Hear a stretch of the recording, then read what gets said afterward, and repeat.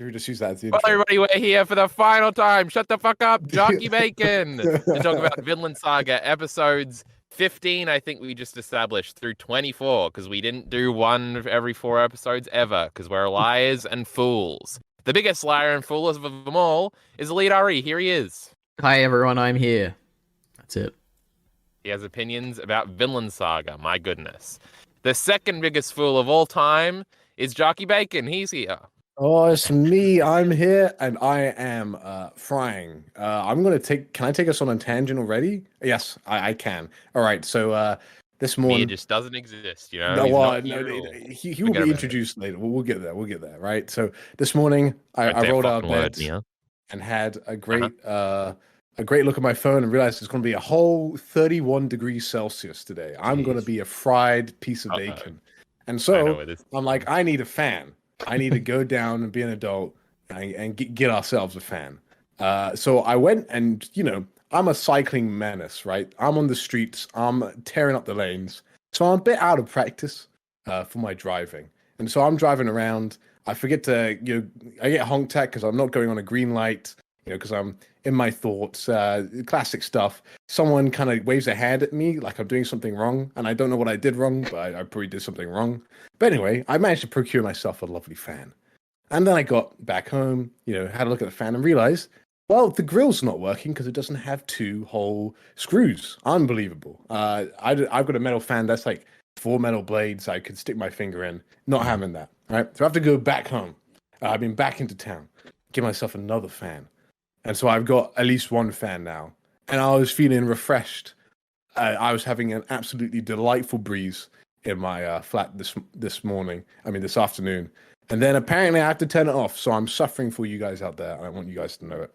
Yeah, if you didn't know, this was an anti-Kyle Entertainment propaganda piece because I told him to turn his fucking fan off because we could hear it when he spoke. Yeah. So he's just calling me a big loser prick right now. That's what you just heard. Yeah. And speaking of big loser pricks, he's me. I knew you'd do it. What's up, everyone? I love Vinland Saga, and I don't have a fan. Oh, boo. Well, we can tell by your subscriber count. Well, hey, got him. I was going to make a subscriber count joke when you started bringing up fans, but then I forgot. True. Jarkey Bacon's here to remember all the things I forget, because I will forget things as we progress.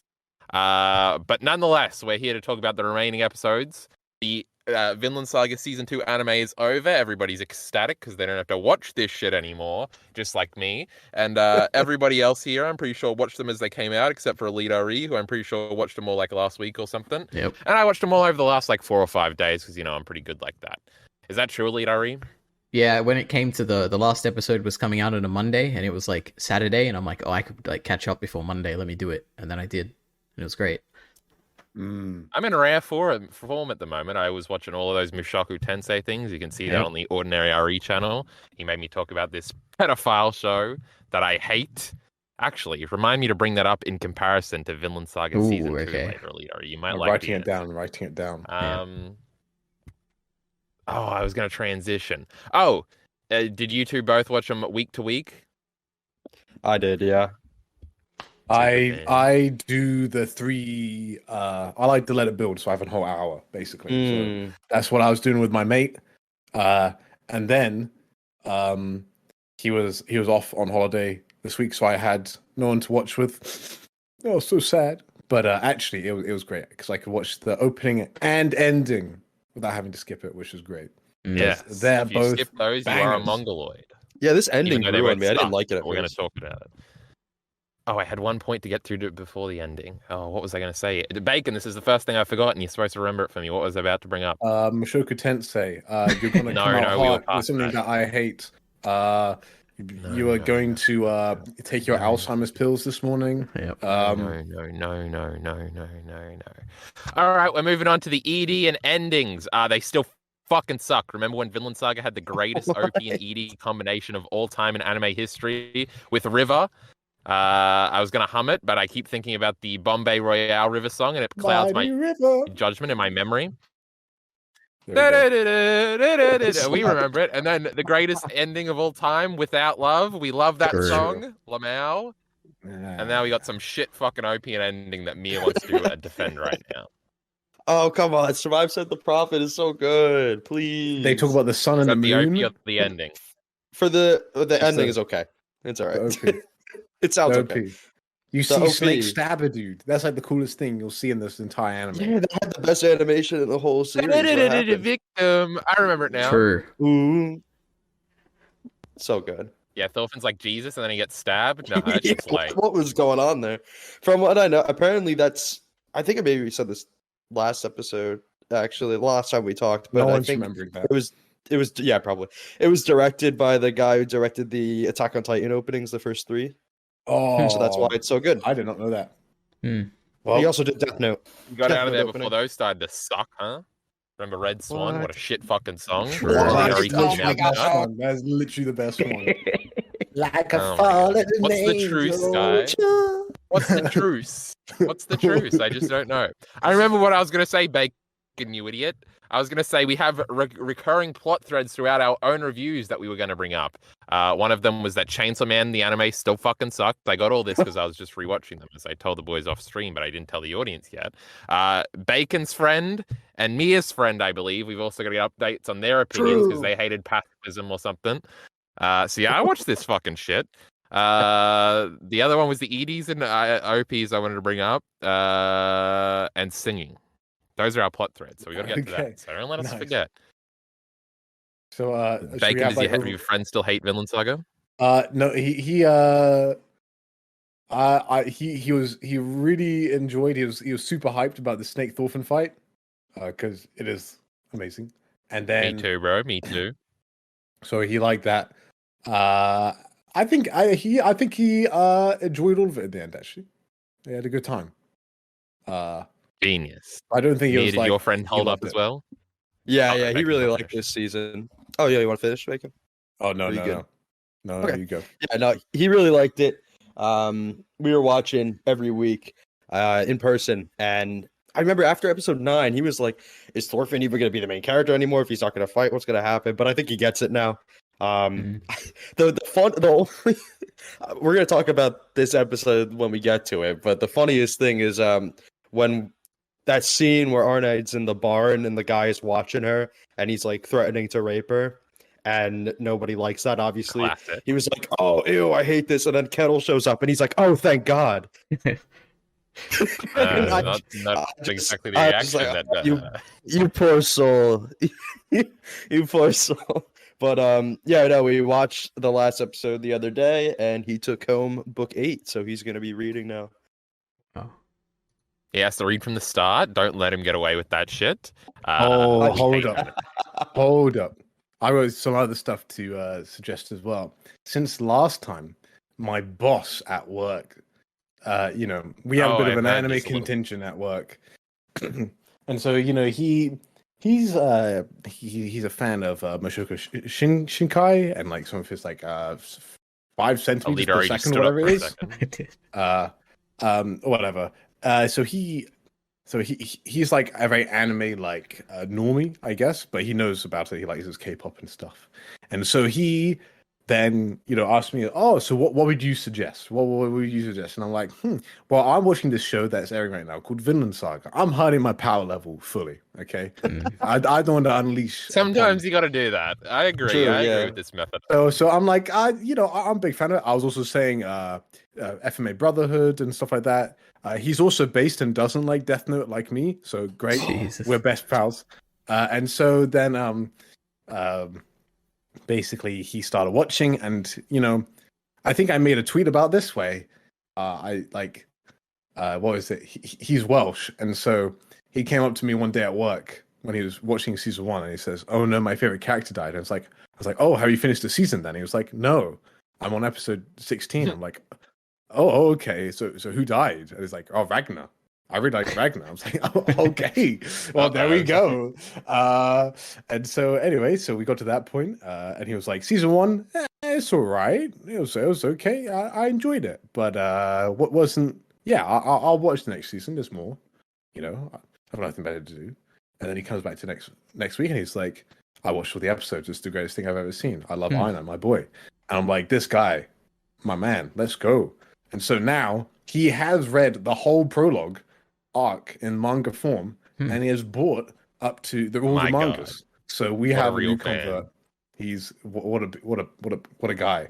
And I was sending him videos yesterday, so he now knows about my videos. Oh, all your favorite Kyle Entertainment videos? My goodness. Yeah, Don't send him those. I'll fucking kill you, Jarkey. Twitter recommended my Twitter account to him. And because I'd played like one game with him on Steam, I was like, I've been unmasked. This is not good. Anyway, so now he's a Jarkey Bacon fan. And he's a Vinhard fan. Oh, wow. I need to send him more stuff, so... He's just not far enough in the manga yet, so lots of the stuff, like I can't recommend him. The absolute classic that is how the Baltic Sea War is designed to challenge Thor. Oh my god, classic! I can't send. Let me tell you something. This fucking shit anime has probably made me a lot of money in this last 2-month period because these Vinland Saga videos have been blowing up quite a bit. Yeah. I think the 3 of them are all at the top of my most viewed thing when it's always the Black Lagoon video and the Griffith video, but not these last 2 months. So my goodness gracious me.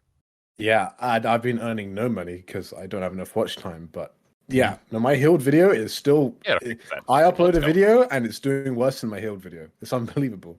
It's not even the one that healed dying. It's the older one. So, hey ho, how about that?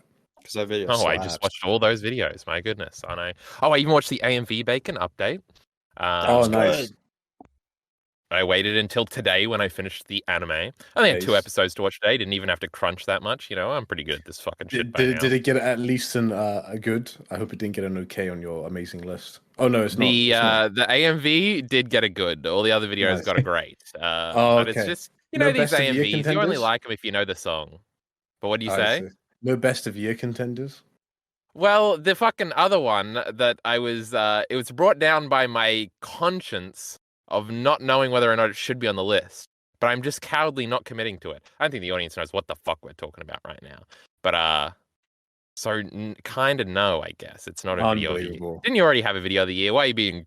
No, yeah, but you didn't even make a video about it. No, I aspire to be on this list, Kyle. You have to realize I need to meet your. But standards. I can't put you on the list, Bacon. That'd be cheating. No, boo. You're always going to be in the honorable mentions with the. These lists are biased anyway. I could put Bacon on the list if I wanted to. Maybe EliteAri will get 10 and knock you out.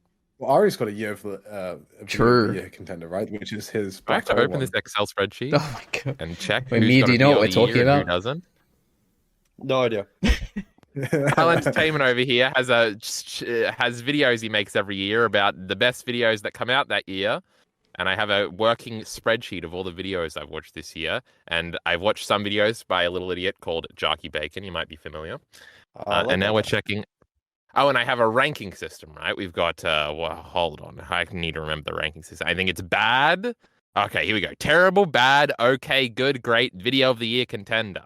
And I think both these idiots, EliteAri included, have video of the year contenders already this year. Because Yeah, let's go. Well, Carl, you're the only one that didn't send me a part of this group that did not send me a personal message after watching that video. So yeah, I was too late. I saw them all in the comment section or anything else, and I was like, I sent you like 15 messages, but that was a public Discord, huh? Yeah, that's not good.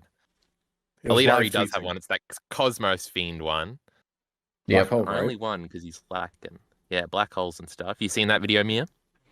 He hasn't. My goodness. It's not even my best video this year. Oh my god, which video? Speculative black holes, Majin Buu, and the Cosmos Fiend. You've seen Dragon Ball Z and Chainsaw Man, haven't you? Seen Dragon Ball. I haven't seen Dragon Ball, so I didn't watch that one. Hold on, we're checking Jarkey Bacon. I just spoiled myself. Chainsaw Man, let's go. Yeah. Oh yeah, you know what? My I God, like Bacon's only got the Cosmos 3 Fiend. videos. I'm gonna watch this one.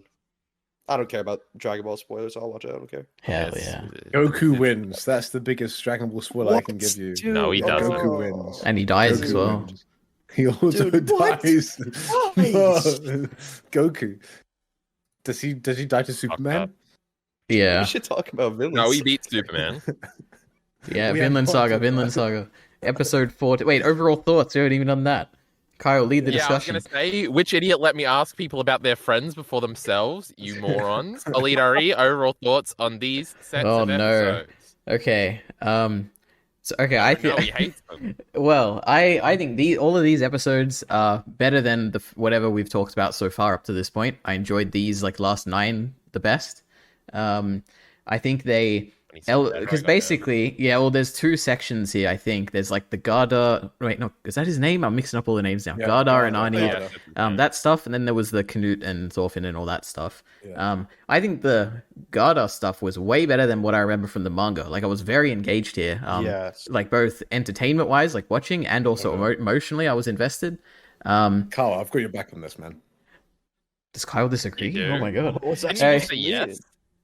No, I'm backing Kyle on this. I know exactly what it means. Oh my god! All right. Well, anyway, wait. Then the second half with Canute and stuff. I thought it was good production wise. Emotionally, it definitely didn't get me as invested as the manga. But it was thoroughly engaging. So I was still. It's better than anything else this season, I guess. But yeah, that's my overall thoughts. Well, I think we should go to Mia next, because me and Bacon seem to be on a same wavelength. Sure, yeah. This whole stretch of episodes, easily the best episodes. I feel like just starting with this episode, production got really good and stayed consistently good the rest of the way. Because I definitely had my problems with the production of the first, 14 that we watched. They all had little problems. So I feel like this one's just such a pretty episode. 15, I'll talk about more in detail. But I feel like it just kept getting better all the way to the end. But I do agree with the Canute stuff. I did like the manga more. I feel like it felt much faster in the manga, and it also the details in the paneling was just it felt very important to those scenes. So losing some of that kind of sucked. But I don't know. I think they nailed it either way. I'm definitely way happier with these episodes than anything else we saw. Jarkey Bacon telling the Garda stuff is shit. No, I'm not backing up on that. I just wanted to say you're allowed to say it. I do going to say that. All right, so I'm going to say Vinland Saga, very good. You just tomfooleried me. Greatest anime betrayals. But I mean I'll say Canute Snooze Fest, Arnid Garda Peak. That's what you need to know. Ilva Gusser. There we go. You're all embarrassing. I hate you. I guess I'm overblowing how much I dislike this Garda stuff. It was fine, I guess. I thought all the episodes are pretty good. It's probably like a 7.5 out of 10. I said 7 out of 10 on Twitter, I'm being inflammatory, being funny, But yeah, it was like a 7.5 out of 10. On Mal, I gave it a 7, and then I retroactively gave season 1 a 6. I was thinking season 1's probably just as good as this. I was probably just mean. But then I remembered all that shitty filler stuff at the beginning. And I was like, no, that shit sucks. There's very little filler in season 2. They just made it slow, which I liked. Unless you're about to jump down my throat, Jarkey Bacon, and tell me about all the filler we had in these episodes. No, I think a lot of the time, personally, when I think back to season 1, I'm just like, man, I feel like I should be enjoying this more because I really like the manga. I'm a big fan of Vinland Saga manga. The anime is just it's pretty good. But I think in combination of the pacing being slow and a couple of other things, but I think the biggest difference is that the prologue's just the worst arc. That's just how it is. It just got better when Askeladd died. Yeah, so I mean, I'm just sitting here. I'm just like, man, it doesn't really matter that the pacing's a little bit slow because Farmland is just better. Amen. I mean, that's my opinion, but I think that's just kind of. Personally, I find the prologue very, very similar to a lot of other stories where people really like it for its grittiness, but it's not something that I generally get as attached to. But then later on, I'm just like, yeah, now these are characters I like. Let's go. The prologue's the best. Askeladd's in it, you idiot. But besides that, the Farmland's the best because Snake's in it, you moron. Who's cool in the Baltic Sea War? Gudrid, I don't know. Garm, he's pretty cool. What's the one after that? Vinland. Yeah, Thorkel sucks, right? He's in all of them, except for this one. Sigurd's pretty based. Like one episode. I like Sigurd, what a fella. He trains and stuff. Better character development than this fucking loser Thorfinn. That was inflammatory. You're supposed to go, no. That's right. Oh no. Wait, where are we up to? Oh, are we going to separate it? Should we talk about the Garm stuff, then talk about the Canute stuff, then talk about chapter 100? How would we want to segment this? Yeah, let's do Arnid, and then let's do Canute stuff, and then the final episode and season 3 thoughts, I guess. Okay. How would we like to start? Do you just want me to go, or yeah, you go. I think your issues will provide good competition because I actually think I may have a couple of similar things, but it didn't weigh me down too much. So it's not that bad, I guess. We get to the end of this fucking thingy here. Garda's dying or something. Who cares? Big dumb meathead, and then we get a 10-minute metaphor scene of him dying and going through things, and we're filling the episode out, and we're making it sad. And I'm like, who gives a fuck about this meathead moron? And then there's a bit where the theme is very blatant, where there's a baby there. It's their dumb fucking baby that died or whatever, and Garda is like, I will go and secure wealth for our family. And the baby cries because that's not what he's supposed to do thematically. And then he says something about, I will stay around and do something good. And the baby doesn't cry. And it's like, do you get it, guys? He fucked up his family when he went to war. And I'm like, oh, I get it. I'm nodding along like a fucking motion baby moron. But yeah, that was the kind of the crux of it. I did go back and rewatch it a little bit. It was only like 8 minutes long. But the whole time I was just thinking, man, in the manga, you're like sad for Arnie and stuff. She clearly knows that this fucking idiot's like destroyed and mentally destroyed and physically destroyed and kind of fucked up her life. But she like decides to like fuck up her life by giving him a nice send off where she tries to ride out with him, even though she knows he's going to die beforehand. It's like, man, what a good girl Arnie is. She's going to get fucking beaten to death for this. Oh, what a nice girl. But in this time, we're fucking paying attention to Garda. Now, this was kind of redeemed when we almost kind of, in a way that I don't think is in the manga. Like, I'm pretty sure none of this Garda. Well, I think there might be a little bit of Garda stuff when he dies here. I think a bunch of this is anime only. And I think this later scene that is also good, that I think is anime only, is when you kind of call back to it when Arnie's dying. She's also in like the thingy going through the scary forest or whatever. And I was like, oh, that's kind of cool and kind of redeems it. But I was also like, man, this fucking shit's going on for a little bit too long. Let's move the fuck along. All right, so I'm thinking back now, and I'm probably just going to complain this entire time, despite me actually really enjoying this. But I think it's just like, I just enjoy the base content quite a bit. I think that was one interesting thing where, like, with Garda there, they actually make his motive way more understandable because he's like, well, if we don't get the iron, someone else is going to get the iron, and then they're going to use it against us, which is not in the manga. It just, they kind of made like, oh, the men are going out there to get the iron because that's what they want. Here it's like Iron's making that either argument basically of like, we need it for our defense, and to ward off, mutually assured destruction, all that stuff. So I thought that was interesting. Actually, can we reel back a little bit because we had the whole. This is before Garda died, right? But we had the whole like, so we get the Kettle backstory, and then Spherical makes an interesting change where he's, they actually kind of say there's nuance. Sometimes you want to wait out the storm, sometimes you don't. And then Arnie goes and helps with, Garda's wounds or whatever, and then he breaks loose. I thought it was interesting because I had a mate, a different mate that read Vinland Saga, and he got repeatedly frustrated with how stupid the guests are. For example, when they're like talking to Garda, well, Garda's like snoozing, and they're like, "Oh, let's capture him," and there's like two of them yapping to each other back and forth. And then like Garda wakes up because they're like talking to each other, not taking it super seriously. And then also here, where like say, the guy's like, "Oh, this let the prisoner's wife go see him after he's murdered at one of my mates, because he's like, oh, because she's, pretty or whatever, and he has a soft spot for women." And I thought it was interesting because, like, that moment was based. We love women here.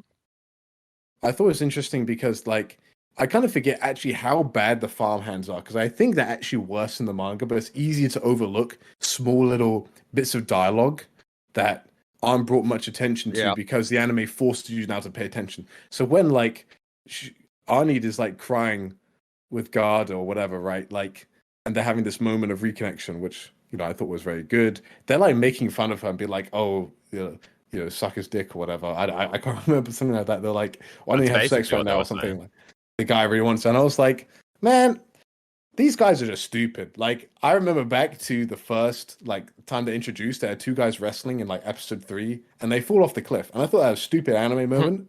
And then I looked, it was in the manga. Yeah. Like, these guys were dumb the whole time. Yeah.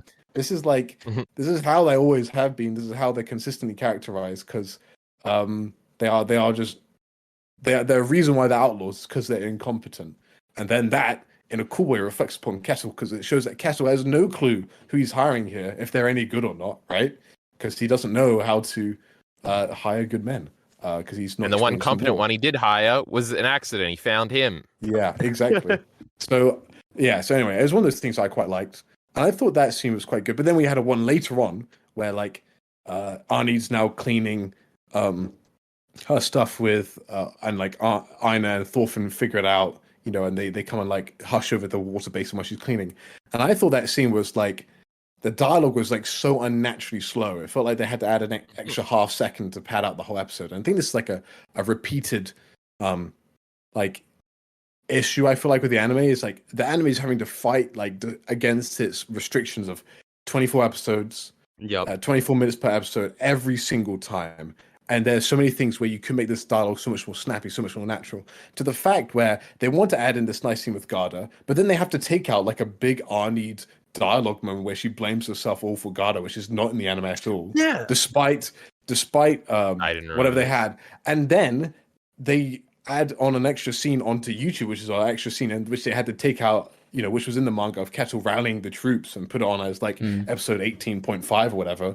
So it's one of those things where it's like I guess to encapsulate my overall and this massive rant I've gone on, the anime is constantly fighting against the restrictions of not the medium, but of like the business, the culture, whatever, however TV is set up to not be as good as it could be, and it still is actually, I think, does a pretty successful job.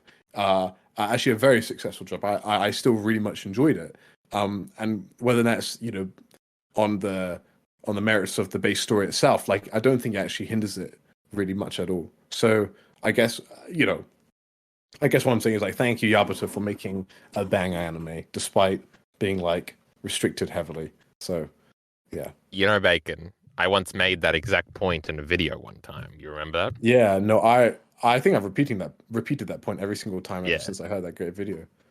Yeah, I'm just pretty smart, you know. Yeah, I'm pretty good at this stuff, you know. Yeah. But also, I forgot to watch all those YouTube things, and I didn't remember them until right now. So I don't know what you're talking about with that.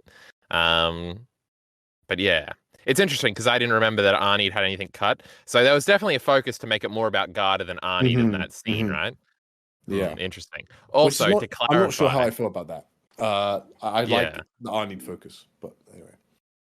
Well, I didn't like it. But to clarify, the Arnie going through the dark wood stuff, is that anime original too? I think so, yeah. I mean, so she sees... Bacon, so she kind of sees... I think she sees Garda and stuff in the manga, but like it's not in the actual woods. Yeah, I do. She doesn't see like the stag, Ina, and was it wolf Thorfinn as well? Yes, it was a wolf. Yeah, which I think like makes when the stags like headbutt each other in the opening and they like dissolve and stuff, and it's like Thorfinn and Ina standing down there. I think that's what they were referencing. That's the end. No, yeah, whatever. Same thing. They both suck.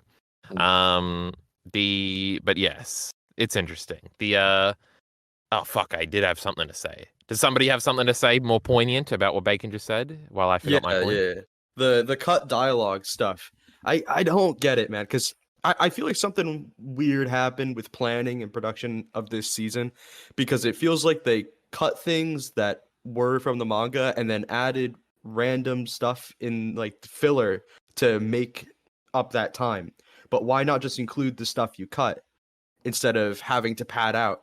It doesn't make sense to me. But one of the weirdest cuts of dialogue is in this episode 15 when Thorfinn and Einar are talking in the barn and Thorfinn realizes what he wants to do, go to Vinland. They cut the line where he says he wants to make a grave for all the people he's killed. And like in the manga, spoilers, he literally did that.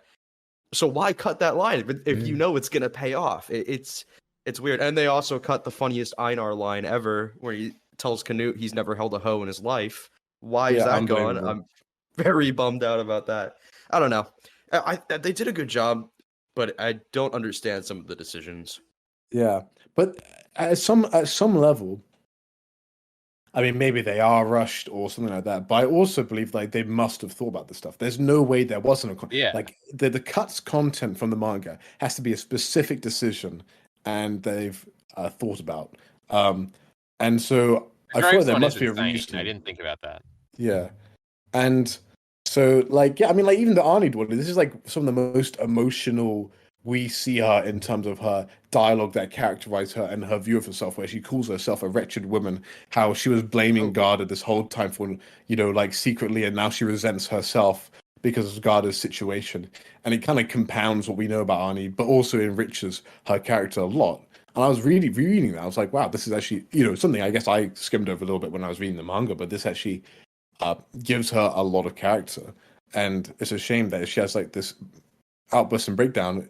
And there's already a scene where I feel like, wow, this is really slow. Like, yeah, I mean, like they should like, because it basically like it felt like Thorfinn and I kind of walk up to this bucket, and then they like stand there for a bit. Oh, that was awful. And then that was awful.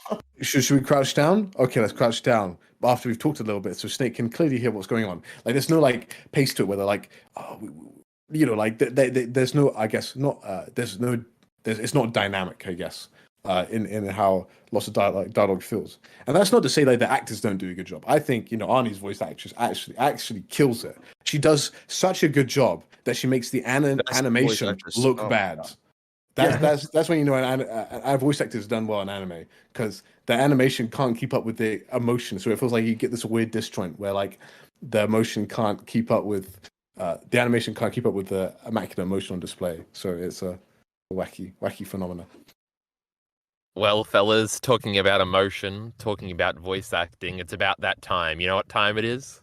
For our Boxu subscription that we're showing off here. No, it's time for me to complain about characters crying again.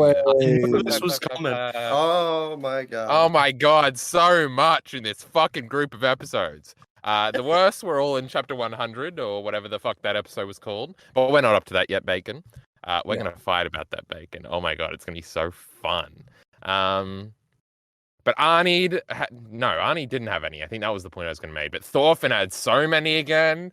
Oh, I wish I had written down specifics, and the only one I could think of is for way later.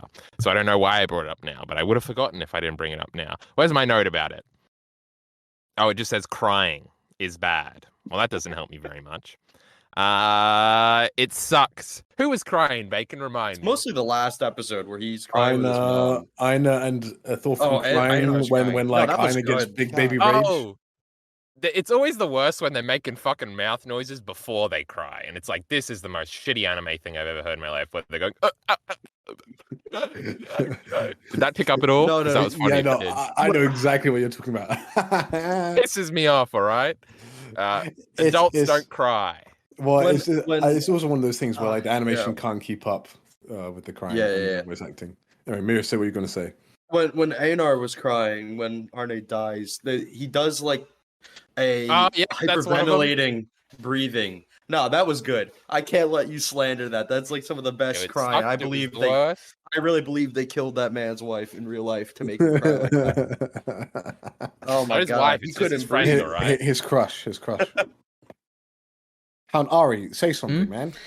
I'm going to surprisingly defend Kyle here. Yeah, no, generally I do love crying. I love EliteAri. He's the biggest genius in the world. Yeah, no, let me just say that almost every time that I see someone crying in anime, it gets to me. I'm like, oh no, they're crying, and then I like cry too, But and I did actually tear up at some point here in this anime. I'll see when I get to that note. But there was one. There, I do kind of agree with what Kyle was saying, and I guess Bacon, less so me because me loves his crying.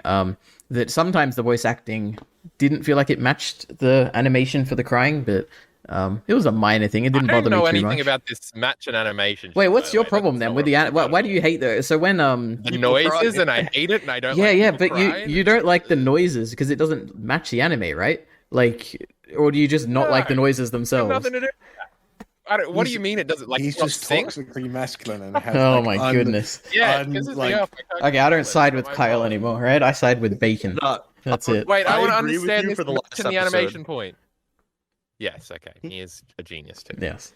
So, what are we talking about? They have Thorfinn go too hard in the last one when he's talking to Mom. Yep, all right, there we go. Exactly. All right, we're all on the same page. Fair, I can't believe a man would cry that heavy where he hasn't seen his mum in 16 years. No, it's not true. That. It's the way he delivers the like, I'm sorry, I don't know anymore. Of course Kyle would say that. What? What? No, what's my profile No. picture? I don't know. That? Okay. Anyway, anywho, what were we talking about? Crying, but before that. Okay, this is linking on to another point. I think season 1's animation was better. All right, just flat out, right? Yes. I want to say animation is a consistent critique where the motion, there's not good enough motion, and it's not as consistent. I still think it looks spectacular. I think the backgrounds were killed. They killed it. The colors were fantastic, amazing, beautiful. But I also am not gonna lie that man, I wish that we had that Chainsaw Man money where they just every single shot is beautifully rotoscoped and they show all the emotions. Yeah. Actually, no, I'm going a step further. I wish Vinland Saga was a live action and we had an actual TV show and we got super intricate emotions in these moments and all the voice acting would line up perfectly. Oh, it'd be so great. Screw this action stuff. I don't care about that. I want to see the subtleties in someone's acting, which is rarely displayed in anime because they only have 3 frames of the mouth to display. Yeah, the manga's better or something. That's what he said. Well, live action's better. Yeah.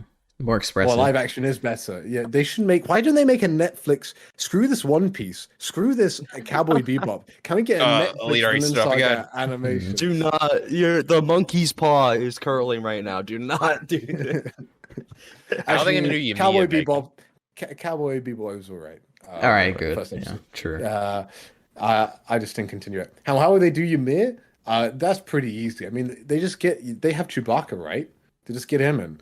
He's a famous actor. Sure. So I really wish they would do that. They just bring in Chewbacca completely unaltered. Yeah. He's still got the gun and everything, and then he just starts shooting Thorkel.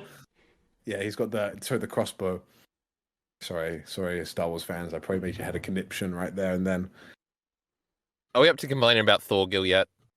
No, not okay. Yet. Hold on. I want to talk a little bit more about Gardar because I do think Jarkey Bacon had a very good point that they make his motivations better, but not just because of the iron stuff, but I think they really sell home the main point, which is that Thorfinn has that conversation with Einar in the barn about how Viking society makes violence happen, and that's why they need to run away from it. And then Gardar is just meant to be the perfect example of somebody failed by the society, and that's something I didn't feel like I got. I feel like it didn't sell as hard in the manga. In the manga, I just thought this guy's an idiot. Like he wanted to go to war and now he's paying the price. But now, I feel bad for him. He's somebody who wanted to do what he felt was right because that's what everyone told him is the right thing to do for his family. And then once it's too late, that's when he realizes, oh, this is not good for my family. Yeah. I don't want my kid to be a Viking too. But he had to go through pretty much a lot of I guess things he can't come back from to get to that point. And I feel like they just sell him as a tragic character. Thank you. Agreed. I was going to do that earlier, but I decided not to, and Bacon just stole it. So yeah, no, I totally agree. Ari, do you have anything to say on this? Because I have a little bit of a side tangent. No, I agree. I like that too. Oh my god. I'll stop. I keep going, making Kirby. Okay. So the worst thing about our need this season was the fact that I have to moderate the r/Vinland subreddit. Oh no! I had a question about this. My goodness! Go ahead. It is that I was revisiting because I kept on getting comments, so I was getting flagged on it. So eventually, I just locked the whole thread, where basically it was like, "I'm sorry, but I can't take Arnie's side." And I guess it's just later on, but everybody's like, but then you have there was a meltdown over the kettle scene, and it was unbelievable. Just both sides, bad. Just the worst. I'm just it's not the worst discussion because at least it is somewhat novel. It got us away from people complaining that the second season is boring, because I saw more people complaining about the complaining than the complaining itself. True. Which is always fun. It makes me definitely not want just to have all of you as my enemies, but yeah. So that was some pretty funny, wacky. At all. Yeah. What are the two sides and what's happening? So I guess this gives a nice going on here. So I think that's, so we have the Garda stuff. Garda dies. Kettle comes back, right? And then we have the Kettle scene where he beats her up, right? And I'll say Oh my word. She deserved it, that whore. She cheated on my boy Kettle. Is that the word? No, people genuinely say that. Yeah, I know. I saw a little bit of it on Twitter. Yeah, apparently there's some 4chan thing, but then I heard more people complaining about it on Twitter, but that's probably how our Twitter circles are, because people are Kettle haters. You get less flack for being like, this is why I'm anti Asklad, because I'm like, there's too much Asklad I love, and that's so cool. He never did nothing wrong. Look, I mean, Kettle's cool too. He's pretty based. He knows that we will stick pretty good. Beating women, Jarkey Bacon thinks is based. Lamau. Oh, hey. When did Asklad do anything that bad? Killing people ain't bad. Asklad massacred an entire village. No. Okay. This is worse. Okay, I'm saying this right now. So they wouldn't starve to death. Okay. I heard this thing where someone we was talk like, about this a lot. Maybe we said this last time, but I'm going to rant about it again. But he was saying Asklad would never, like, if Asklad saw Kettle, he'd beat him up and kill him because his mother was a slave or whatever. I'm like, Asklad literally used the slave as his political pawn for Canute as a disguise, and this is like whitewash from history. Like Asklad would be cheering on, be like, "Yeah, that woman, she deserves to die." Like, I mean, actually, Asklad probably wouldn't do that, but he wouldn't care. Like, Asklad would look and be like, "Oh, yeah, whatever. Do you want to buy another slave? Kill her, and I'll sell you another one. Give me a bit of penny." Yeah, exactly. I can't stand the apologist, man. Yeah, just I think he's a good guy. People like him because he's cool, not because he's like both him and Kettle suck. They're terrible people. But Kettle's lame about it. He's not cool. Kettle is pretty lame. About his bad thing. Kettle's not even. He's quintessentially pathetic, right? That's the point. Yeah, exactly. Yeah, but Kettle's not even that like as bad. Like, I mean, he's less bad than Asklad for sure. He has caused less bad things than Asklad. Yeah. Look, Kettle's only done bad things to one person. Right? We don't morally judge them if they kick the dog, they're the worst. If they kill a bunch of people, it's just a Viking. Yeah. Okay, but I will say you are. I think I have to agree with Vinhard's video here that you are revealing a little bit about yourself if you think Arnie deserved to be beat to death. It's so bad, man. No shit. There's two sides to it. You have one side, people who are like, Kettle is evil and I hate him, which is like, I get it. But like, obviously there's more nuance there to this character. Then you have the other side who's saying like, oh, like Kettle's not an evil person, but he did a bad thing. And you're like, okay, good. And then they say, yeah, that Arne bitch really deserved it for doing what she did. And it's like, okay, hold on. Wait. We're kind of getting fascinating. And then okay, I didn't see enough complaints about Aina simping for Arneed. Okay, that one got washed under the rug because everybody was like, man, this Arneed is simping for Garda. I'm literally seeing that. This is her husband. Like, if you're going to simp for anybody, and she's not even simping for him at all. Yeah, it's unbelievable. Like, I hate this simp. She's like mad at him, kind of.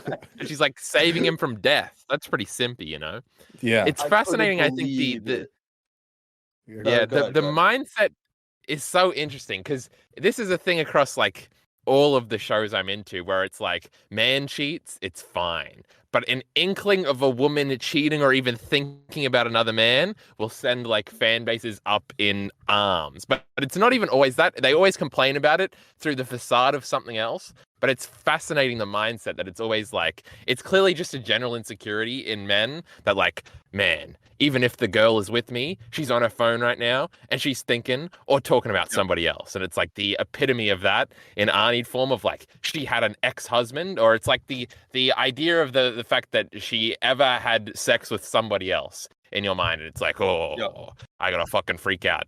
And it's like this boiling underneath rage that's like, yeah, beaten her to death. That's pretty fucking fair, It's crazy. It's fascinating. I think it is kind of wacky because like anyway, it's like, okay, I think I can understand a point where you don't like Arneed's character as much because you feel like it's almost laid on too thick that you should feel bad for her. So that almost becomes transparent and you're seeing the hand of the author. It's like, this author clearly wants me to feel so bad for her that like it feels a bit cheap. I could understand that complaint about Arnie, but that's not like a complaint against her actions. That's more like a meta level writing complaint basically. But this is the same reason, like, I would get annoyed, I guess, because people say, oh, I don't know if I can like Askeladd because he's a bad person. I'm just like I don't know, like, it's okay to enjoy watching people who are, you know, morally not upstanding, and enjoy watching them in a piece of media and be fascinated by them. I mean, that's for the fun. But I guess I can't remember if I've ever been like morally offended by like a character. Like it's the same thing with like Griffith, for example. Everybody's like, oh, I hate Griffith for what they did. I'm like, oh, that's just interesting, you know? I like, because then I guess they're not real people. But maybe that's just me being like, oh, I'm like super lucky to have my place in life, and I'm not as personally affected by these things because I haven't had to go through as much hardship or as like privileged or whatever, right? So anyway, I don't know how to approach it, but it's an interesting like thing, because I'm not going to sit here and act like I've had a hard life. I'm chilling here talking to random people about a Japanese cartoon. So like, you know, I'm doing pretty good for myself right now. It really is just what emotionally will resonate. What video did I make this fucking point in? But it's like Askeladd killing a bunch of villagers. Like, you're never really even going to relate to that moment in any shape or form throughout your life. But your girlfriend thinking about some other bloke, oh my goodness, that's very relatable, and everybody's thinking about it constantly. So that manifesting is far more emotionally involving than the theoretical possibility of creating paradise on Earth through Vinland or murdering a bunch of village people. So it's just, and again, it's like the dog thing, where it's like somebody kicking the dog would be like the most hated character of all time versus the more evil character. Like even in Harry Potter, which I just thought of, that Umbridge woman is like the most hated character, and Voldemort's like literal Nazi dude, but he's pretty cool, bro. He's like fucking thing. He says things cool. He's fucking sick. I love Voldemort. That is so true. That's so true. I hate such Umbridge. A good point. Yeah. I hate Umbridge too. Yeah. Everybody hates Umbridge. I even used her in my Envy video as an example of a hateable character that everybody hates. Which is great. Maybe that's what subconsciously put it in my mind for me to bring it up right now, Josh. Maybe. We're going but in a circle. I'm going to bring up a Carl video now, where Carl, I think you make this point with Arnie, basically in your Arnie video, where it's like, oh, you know, when Thor does it to a random slave and bargains for these sheep when she's dying. That's one, like when one of the slaves dying. We don't really get that much emotional thing about this. It's like the whole point, and you should feel distraught at Arnie getting beat to death, is because you care about her, because you've seen her character, you're invested in her relationship with not only Garda but Aina and Thorfinn, and her hoping to get free because you hope your boys get free, you know, and all this stuff. Like, you're emotionally, and then you see this happening, you're like, I mean, I think you're also kind of meant to like Castle, right? Like, Castle is meant to be a likable guy. I think it's interesting. Well, maybe not. Maybe this is maybe my man brain coming into this, but and maybe this is gonna you know. But like when I see him, I'm like preempting what he's about to say a lot. Uh-oh. I think he is supposed to be at first, and you're supposed to understand what happens and why. Yeah. And understand the flaws that lead to that. I don't, obviously, whole lesson of this season, right? No enemies, blah blah blah. You're not supposed to hate him, but I still think he was written to get that reaction, so you could feel the way Einar feels when he wants to go beat Kettle to death, pretty much. Yeah. And it's supposed to sell that feeling.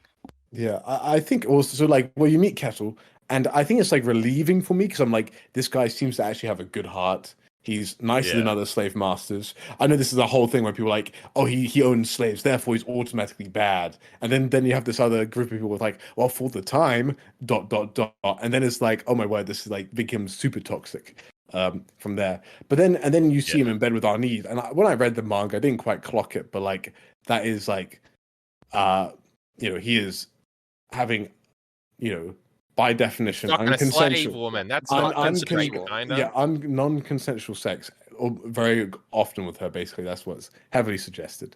And so anyway, I guess you think worse of him, but you also like, well, he's giving our boys freedom with slave, and he seems to be a generally nice guy. Like, he has a kind heart. He has a weak heart, perhaps because this is like right after his thing with you know, the kids and beating them with a stick and stuff. And so like, you kind of like to me, I guess I enjoy Kettle being there, because it's nice to have someone in power that isn't like, you know, lording it over people and being manipulative like Askeladd is, or something like that, which I found refreshing. and you're like, okay, there's actually light at the end of the tunnel for people, and then not for Arnie, I guess. And then he just takes this dramatic turn, and and you feel like just awful all around. I mean, and I mean, I also say that. I mean, yeah, no. Anyway, I'll actually stop there. I'll stop there. I think the worst reading of Kettle that I see so often from like anime onlys, just reading like opinions, is the idea that he was like faking it before, like all the nice things he does earlier in the seasons. That's like not genuine, and now you see his real, like you see the persona fall, and like to an extent that's true, but it's like with the stuff with Arne, I totally agree with you. When I read it in the manga, it didn't really click with me that it was just like, this is essentially rape, non-consensual sex, and it kind of just shows like he does these nice things and that's sincere, but he does some pretty bad stuff to cope with the fact that he is cowardly, he's afraid, he hates violence, stuff like that, and that's why he needs Arnheid, and he's willing to do some bad things to feel better. And that's exactly what happens on a much bigger scale when he beats her like that. It's coping. And I think the idea that the stuff he does, like giving slaves a path to freedom, despite, yes, he offers them a job and it's essentially a way for him to get trained workers, and have them be loyal to him because he frees them. You can definitely read it that way, but he's still treating them better than many slave masters we've seen in this show. And there is a kindness at root to it, but that's what's so good about him. It's the comparison to Thorfinn of kindness from strength versus kindness from weakness. Yeah, it's not a real true kindness behind it. Yeah, exactly. It's a kindness. And if you just take him as evil the whole time, it ruins that whole layer to his character that makes him a good character. It's like the dumb, I think it's a Joker meme, right? About like everybody's one bad day away from being fucking crazy or whatever. Where it's like there's both of them are in the character or in the bloke. It just depends on the circumstances that come out. But it's also an interesting like dichotomy between like unconditional niceness and like what's convenient for him, because like his benevolence as a slave master almost comes back to benefit him, right? Peter is still around, and he seems to be holding the farm together because Kettle's nice to him, and he feels a sense of loyalty that's probably institutionally very fucked up, to be loyal to your benevolent slave master. But it's also the thing where he kind of seems positioned like he loves Arnie so much, like it's unconditional love, but it's very much not. And this is very similar in all relationships, really, especially the romantic ones, where it's like there's not really such a thing as unconditional love. Like if somebody cheats on you, then you probably start hating them. And then all that flies out the window just because they slept with somebody else, which in and of itself and like mechanically is such a small or silly thing, just like Arnie attempting to run away in a situation. But it's like, you could take a few steps to basically somebody who you hold in such high standard and love, it could switch so easily. And it's something about love and hate in Vinland Saga. It turns, and vengeance is a part of that math diagram or whatever. We've all heard it a million times before. But it is fascinating, especially, and it does make Kettle a more interesting character for it to be both so viscerally, especially when it's in both cases unexpected, especially initially when you're like, with Thorfinn or Einar is getting picked up as a slave, but then he's like, he's uncharacteristically nice, and then he's uncharacteristically violent, which the characters even play into, where they're like, you're just going to get away with a slap or two and everything will be fine. I think the rape dude says that, and the wife might say that too. And then uncharacteristically, it's not that. So well, I think what's probably not talked about that much is like, so I mean, Kessel's world has fallen apart. He's already mentally deteriorating, right? And so he needs some sort of stability. And I think in some ways, right, like this is what Peter, the reason why he probably sticks around with Kessel, the reason why Snake sticks around, the reason why Arnie was talking about wanting to stick around is that Kessel, as he has provided a lot of stability for those who live underneath him, because of his wealth and because of how he runs things. And eventually that doesn't come to pass because Canute is, trying to bring around like Canute is trying to destroy this farm and trying to destroy Kettle. Like that is what Canute attempted to do, and in some ways did, right?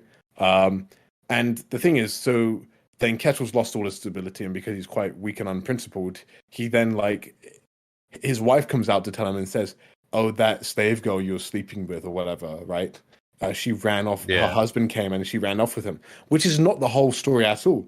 Like the wife does not give Kettle the whole context to the situation that we've seen. Like if you were to give it if you're summarizing, that would, not be completely inaccurate, but you're losing the details where like Arnie did want to actually save him, but then Garda put her in a situation where it is like basically it's boiling down Arnie's thing to full betrayal, that she wanted to leave him and all this stuff, where we know that it's not the case at all. And I think it's interesting there because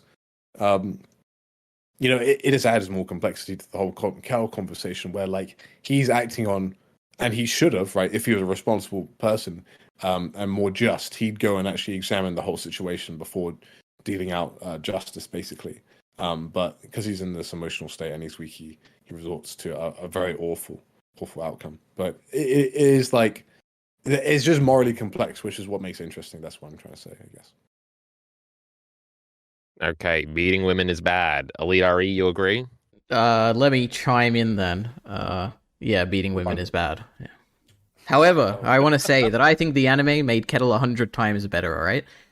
True. Because when I was reading the manga, I was my biggest complaint. I know I rarely complained about Vinland Saga, but I remember bringing this up to Jarkey Bacon when we were going through it. I was like, "This is great. The farmland stuff is so good. I love the climax and everything, but I don't understand why Kettle turned so quickly. Suddenly he's out of nowhere, he's having this big mental breakdown. Kettle. I remember now. Yeah, I was like, oh, he's nice and cool, and he just has a quick transition. In the anime, they did a perfect job of giving him this like subtle backstory where we get a tiny little bit from Sverkel's perspective, and then when he's beating Arnie, you get one flash. That's all you need. You get one flash of the girl walking away, and I'm like, this is the greatest thing ever. They've made Kettle a great character. I finally at least understand from his perspective why he is like had such a mental breakdown suddenly, because throughout his entire life everything has been taken from him. His like previous girl walked away, and now he thinks that the same thing is happening. And I'm like, I get it. Kettle, good character, consistent.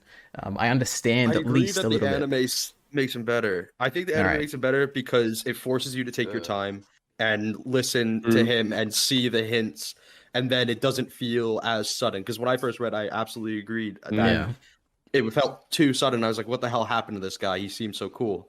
But I think the new backstory felt forced, and when they put it over him beating Arnheid, I was like, what the fuck? Yeah, the best moment of the season, you mean? Oh my god. How did it ruin the scene? I think in that situation, some dumb fake anime backstory that's stupid. Okay, well, I guess I don't see it that way. I see it as part of the story, all right? I'm like, okay, this is my Vinland Saga right here, right?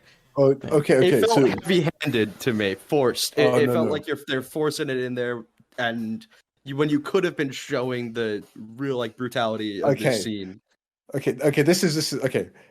I think there's been a constant in the anime. This is probably the biggest I can bring of minimizing Arnheid, the main female character that we've had so far, minimizing her presence over her male counterparts. And I think this example of her, so making it about him more. So it makes it more about Kettle in this situation. I'm not saying I actually really like the Kettle backstory, because I see people arguing. I'm like, oh, Kettle's never had a hard day in his life. I'm like, dude, literally added backstory in this anime, which you just watched, showing that Kettle had a hard life. Because like he's become the man that stole his fiance from him by force, right? That's what Kettle's become, right? And Sverkel's looked at that and saw a different thing because he saw that man get backstabbed. But it's interesting how this one event took Kettle and Sverkel in opposite directions in their ideology, and I think that's a really smartly written backstory. That's actually probably the best anime original content in the whole entire series.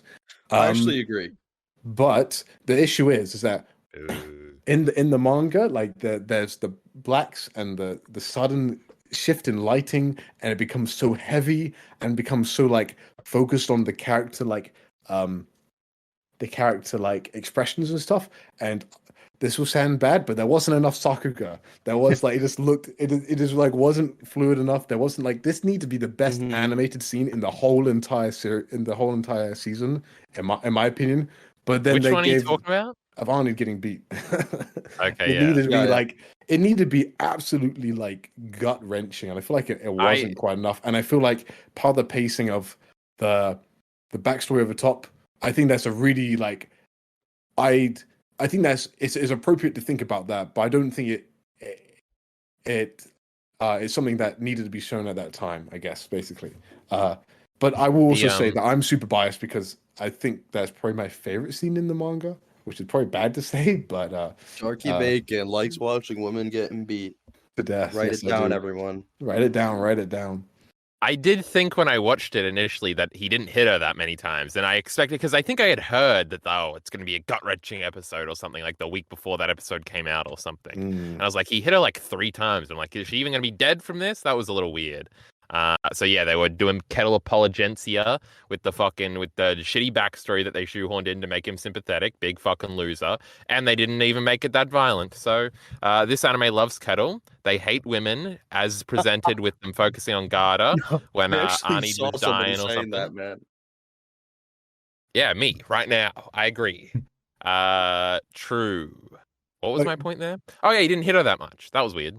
Yeah, well, okay, that was. I do think actually, though, I will constantly say good things about this anime in regards to its sound effects use, because I think I'm like, okay, you can't go full on the sound effects. So what it does, it just looks at the horses and then just plays a bunch of sound effects of her getting hit, and it has like a similar impact basically. But I mean, it's not. Yeah. Like, so if you have a look at the manga here, Kettle's going absolutely hammy slammy.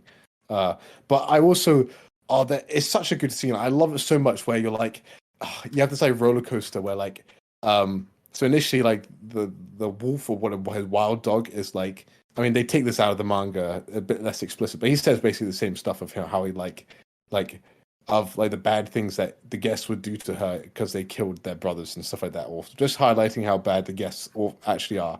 And then Kettle comes in, and you're like, "What are you doing?" And you're like, "Okay, Kettle's here to save our need." And then you see the sticking, like, oh no!" And then he hits her once, and just out of nowhere. And then she has like this thing where she's like, "Oh, I'm with child. Please spare punishment." And you're like, "Oh, Kettle's gonna stop."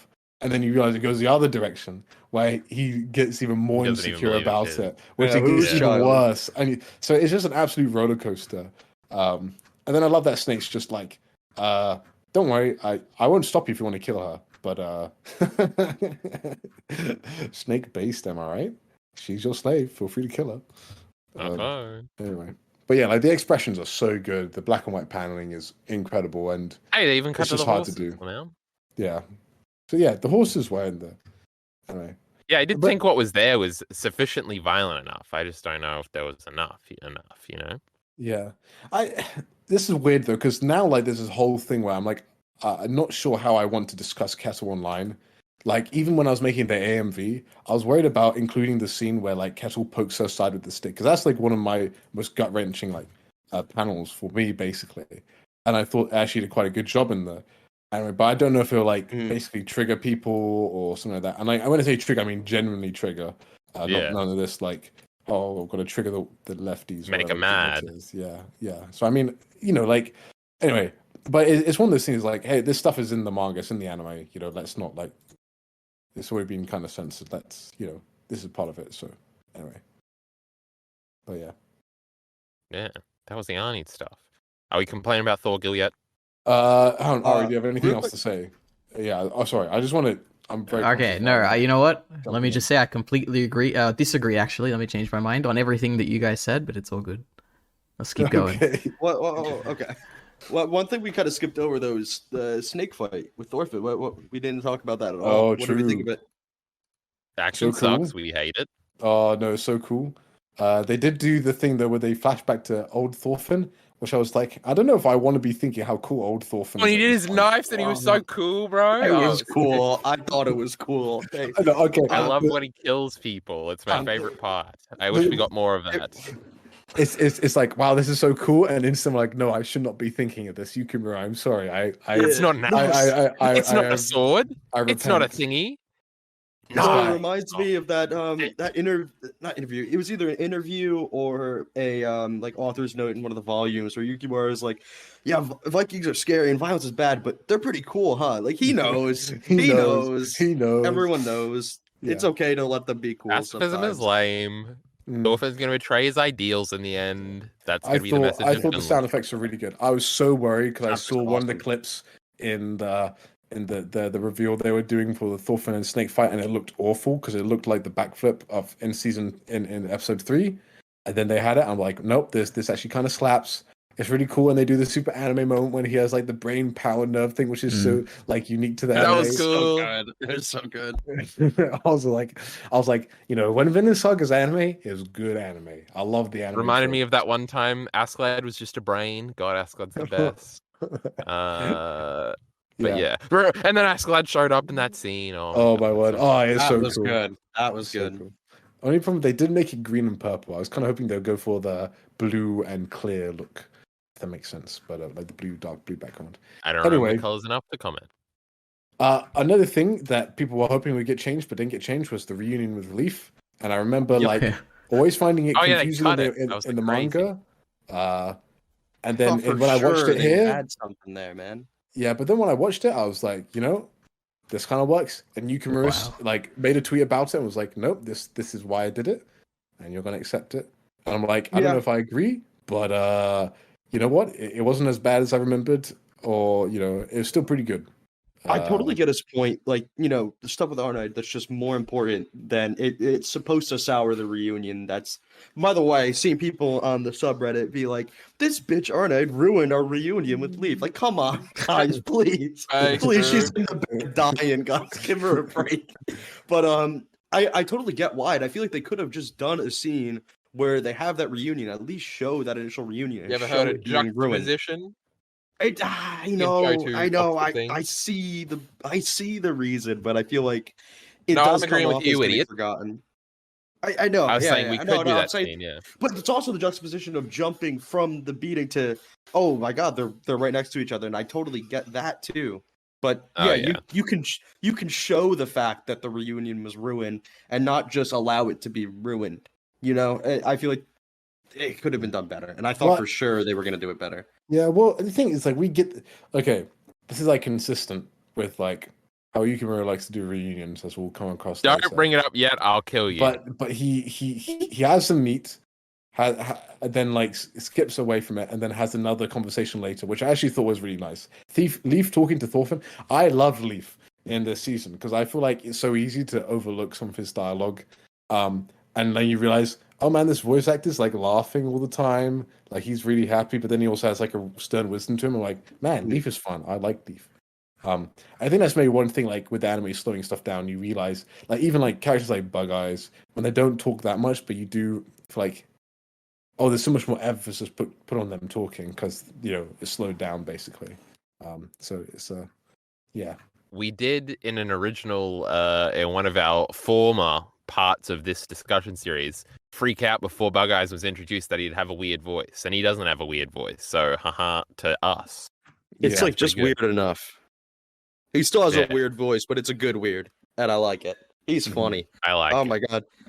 I feel like I like Bug Eyes a lot more because of the manga, because what he's doing right now, and seeing the good use of him. But my buddy that I was showing this, who hasn't read yet, obviously, he loved Bug Eyes Thorfinn. He thought he was just hilarious, and I was just like, oh man, I really missed out on that feeling when I read it. But he's so funny. I fucking love that guy. Oh no, I just looked, and on the Reddit, it just came up. Is it just me, or the war in the Baltic arc is a step down from the rest of the series? Good grief. Here we go. Oh, they've started. I've actually been getting a lot of comments about how good it is on my Baltic Sea War video. How they just spread opinion has changed. I see more often now that it's the best arc, and I'm like, holy, that is such a big. I see it. Okay, now I change trends. I set trends. I'm a god. You are pretty intelligent. I think people are finally accepting that, now that we have the Vinland arc to be the next farm arc, basically, that you can just again, shit on the new one. Be fun. Let Baltic Sea War be fun and stupid and silly, and people like it because it's fun. It's not stupid. It's not silly. But it's silly. That's the whole point. We need to hold this a little bit for later. Should we talk about Thorgil? Yeah. All right, let's go to. Wait, hold on. I had two things to say, but I forgot the first one, and now I got an Arnied thing to say. Remind me my second thing's an Arnied while I think of my first thing. Cool. Oh, remember that one time where Bug Eyes had to look after Carly and the baby and the dog for like the beginning of a chapter, and then Garm showed up, and then that was the greatest Vinland Saga chapter. So Bug Eyes was always great. Baltic Sea was the best. It's not funny. It's not goofy. It's super serious and super good. The second point about Arnied. The best moment in the whole show was when Thorfinn starts to do the fucking speech, and he had a short close up of Leaf's face, and I was like, "Oh man, he's recognizing it, just like we're recognizing it." It's like a cool little moment. Remember, I made a video about that. Focus on Leaf like that because that's so important. I want to before we get there, because I do have stuff to say about that scene as well, which I think Carl would like as well. Thorgil.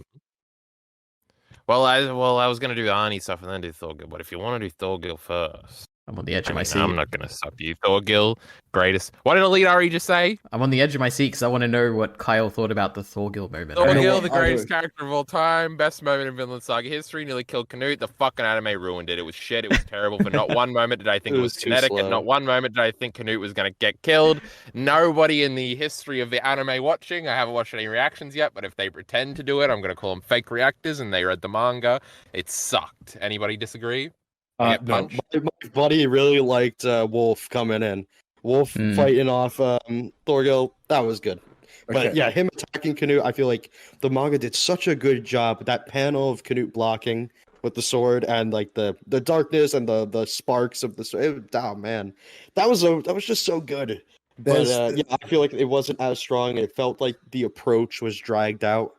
And that kind of ruined the actual attack. It didn't feel like a surprise. Because, anime logic, people talk and say, "Oh, I'm going to get you." And the other person doesn't hear it. And it's somehow still a sneak attack.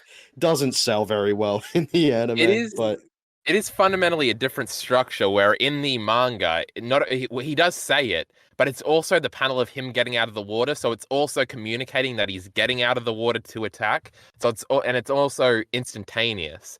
So it just builds momentum to the next thing for you to not to be like, because it is an obvious thing where in the anime where they get up and they say, especially when we're seeing it from the attacker's perspective, it's almost never going to work. That's just how drama works. Yeah. But he gets out of the water and he says it, and you're like, "Oh, this is every dumb fucking shitty anime moment I've ever seen in my life. This fucking idiot's done for. I hate Thorgil. He sucks." Yeah. And then you also hear the sound and how loud it is. It doesn't sell as well. And it's the end of a chapter in the manga too, so you have kind of the quiet break between chapters, and obviously the anime to fill out time is going to replay that scene when the next episode starts, and now you lose that feeling of it being a sneak attack. This is why Demon Slayer is bad.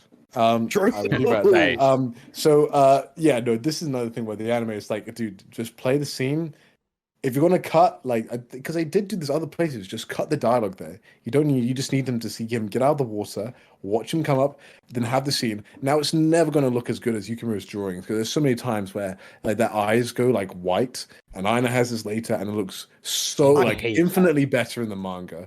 And then he's coming to swipe them, and then he gets Canute, and then he has this villain monologue speech as he's about to try and kill Canute. I'm like, the Thorgil I know would never do that, stand around while his dinner's on his plate. This is not, Thorgil would just go straight for the throat. This guy's a menace, and then he gets enough. It feels so anime. It just feels, it's just this is the most anime thing, and it's maybe if you take a literal reading of the manga, you can come to this when you're trying to interpret it. But you've got to, I feel like when you do this, you've got to think, I mean, maybe, of course, the people doing this, they're probably like, no, it's fine. I like this trope. But to me, I don't like that trope. So, I went back to read it afterwards, and this might be the worst thing about the anime, is that I didn't even get the vibe from the manga scene anymore. I was like, oh no, the anime ruined it for me. I just see exactly what I just saw in the anime, piece by piece. And I'm like, oh no, maybe it was always bad. And I was an idiot for thinking it was good. No, good. And I have not since been back to read it. I just need to put some distance between myself and watching the episode. And then it'll all come back to me. And I'll wish it happened all over again. See what I did there, Bacon? Yes, I do. I'm so good. I'm so smart. EliteAri said, like, I'm interested on the edge of my seat, so he might disagree with us and think that there's some sort of defense for this. No, I was very curious. I thought maybe Kyle would go 180 and be like, "This is the greatest thing. They adapted it because it's so different to the manga or something." But no, I also completely agree. I like my one note for that episode was, "Oh my god, they ruined the Thorgil moment." So yeah, I thought it was a big disappointment. They ruined my life. I thought it was okay. You know, I also I thought it was okay as well. But I guess my expectations were like, "This is the great." I agree. I kind of agree with Kyle where I was like, "This is awesome." Yeah. Vinland Saga. Yeah. Ugh. The only good moment in Vinland Saga. This series sucks. I will say though, one thing they did do good was make Thorgil like the most handsome man. That guy is he is absolutely built. He's got abs. I maybe like him a lot more too. Oh my word, he looks good. I think one thing I will say, my complaint, and it makes total sense, is that the muscles on the male characters are ugly, right? This is no, Marvel topless scene where they look immaculate. No, this is like, we've got this super wiry frame because we're like, farmers, basically. We're slaves and we don't get enough food, but we still have muscles because we're still working all day kind of vibe. Now, I will also say, Vinland Saga does have fan service, and it is the male characters actually being completely yoked beyond belief how they should be in real life. Anyway, they're all on roids. There's no way a slave's that as hench as Einar was when he's getting whipped in the first episode. That rant aside, Thorgil, man, he's the best looking guy in the anime in terms of physique. My guy. # goals. Am I right, fellas? Yeah. Thorfinn's so fucking ugly throughout this whole thing. Remember his dumb goatee? Right. He's right. I hate Thorfinn. He sucks. I remember reading in the manga and being sad when he got the shave and the haircut. And now I look back and I'm like, this man was ugly. He was raggedy. Clean him up. He's kind of annoying looking after the shave too. But let's make him look as generic as possible. He looks best in the Vinland arc, in my opinion. I like his current look. Yeah, no, he's Chad, Gun Giga Chad. Actually looks like an adult man. God forbid. Was it pissing anybody else off? And this makes sense that like the scar was like cutting into the goatee a little bit. Now that is how things work, I think, in real life. But it was always like hanging over the goatee a little bit, and it was like I did not notice that at all. Oh my god! No, I actually did kind of notice that in the last episode because there's a lot of like it was towards the end. Face shot. Yeah. Well, he only gets it from Snake over there, so of course it was towards the end. Idiot. Thorgil now. I think that's it, right? Jarkey Bacon wanted to get back to Arnie dying. Yeah, so I thought this scene was fantastically done, because Thorfinn is trying to like, oh, this is like my father. Okay, this is maybe my favorite scene of the whole season, actually, in terms of the anime. Where like they're trying to like revive her. And like it's like, this is something my father taught me. It's like just pushing on the chest or whatever, what I saw my father do. And it's like taking a call back to like how it's like a bit like anachronistic to them to know like CPR and whatever. So it's like a nice callback. And then they have the music. It's building. It's swelling. And like she's gonna get revived. She's gonna do it. And then it just like cuts out, and you just see like a shot of the wheel or something, and then the whole wagon like bobbing up and down, and it's just like, oh no, she's dead. They did it. Yeah, I was like, I remember like, so in Carl's Arnie video, he's like, oh, and you think she may actually pull through because whatever, like because this is what happens, right? And it's like I can just imagine like everybody's dreams are just crushed in that moment because the music is swelling. It's going to be emotional. It's going to be amazing. And it just cuts out, and it's like, no, she's dead. I was like, oh, that's amazing. I love it. This brings us to the big one. Women die. Yes. True. When they get Write it down. Write it down. The big one though, the grave scene. Thorfinn walks away and talks to Leif instead of having his whole speech with Einar. What do we think of that? I liked it. I don't remember the difference, so Jarkey Bacon. What? Wait, you guys. Wait. I thought you'd hate this. I thought that they. Wait, did they move the? 7 years. Are we talking about when they moved the scene to the end of the season? Is that what we're talking about? Yeah. Okay. Yeah, the Thorfinn Einar conversation by the grave happens in the manga right after Arnheid dies, and this time instead, Thorfinn just leaves Einar there. He starts going to talk. Well, first they added an original scene where he is thinking back on what Canute said about how God is watching down on them. Oh, that was blah, cool. blah, blah. I like that. That was really good. And he does the same expression of like anger that Canute had. And then he walks away. And Fee, don't forget our girl Fee, she had the same expression in Planet Test. This is true. But you know what that is, Bacon, you idiot. I love Planet Test. We all love Planet Test. We all read it. Yeah, we all read it. Yeah, the anime, right? But Thorfinn walks away, and then Leif is like, "Where are you going?" And he's like, "I'm going to talk to Canute." And then they have a really good moment here where Thorfinn's kind of explaining to Leif what he's doing, because Leif is like, "Oh my god, it's just like York. He's gonna go away, and I'm gonna have to find him again." But Thorfinn is talking about how back in like season 1. Leif told him that the ancestors ran away, and Thorfinn was like, "They were super lame, but now I think they're kind of cool." Oh yeah, I thought that was a good anime original moment. Yeah, and I think it does make more sense that Thorfinn would just straight up tell Leif what he's doing rather than the manga where he just kind of says, "Oh, I forgot something," and then goes to talk to Canute. I didn't even know. It makes more sense. Yeah. I am so surprised. I didn't even know that was anime original. But then you don't get the scene of Aina's like, "Wait, you know King Canute?" Kind of like, and this is like the greatest part. Okay, this is the greatest part of the series. Like Canute, resident Canute sleeper right here. But every single time everyone's like, "Oh, Thorfinn knew Canute," and they're like, Thorfinn's like, "Oh, I'm sorry for giving you the scar on your cheek," and then Wolf's like, "Nani?" I'm just like, "Oh, anime." I love fought on par with Thorkel. Oh my god. Oh my word! It's like this is what the Persephone. I'm like, I love how he could have just avoided this whole punching thing if he's just like, "Yo, I'm Thorfinn Karlsefni. I want to talk to you, a big man. Let you know." Instead of Thorfinn, son of Thors. Who knows Thors? Am I right? If you're gonna say Thor, say Thor's the troll of Yorm. Like Thorfinn. He needs. Okay, I mean, to be fair, this is early on, so his first resort skills aren't up to snuff. But if he wants to, then he could have got past this, Hashtag pothole, hashtag Vinland ruin. Yes, we hate it. Another thing I didn't remember is that I didn't remember Aina went with him to talk to Canute at all. And then I duly didn't remember that Omar and Snake show up out of nowhere. I was like, this is some anime original shit, because I saw in the thumbnail Snake was there down there, and I was like, this is some fucking bullshit. There's no way. But then I checked the manga chapter and they did show up. So speaking of Omar, I don't remember anything. We kind of skipped over Omar's big scene where he stands up to Thorgil. He cries. Yeah. I thought that scene was way better in the manga. It felt like that whole episode was kind of just a cheap one.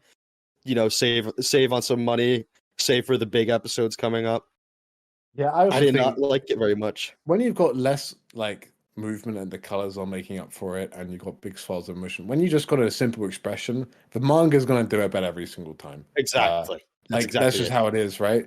I mean, we didn't talk about it, but when Aina got really mad and Thorfinn had to knock Aina out, Aina has this amazing panel of just pure rage, of his like face symmetrically down the middle. I'm just like, it just doesn't work in the end. Just doesn't hit the same. So, yeah.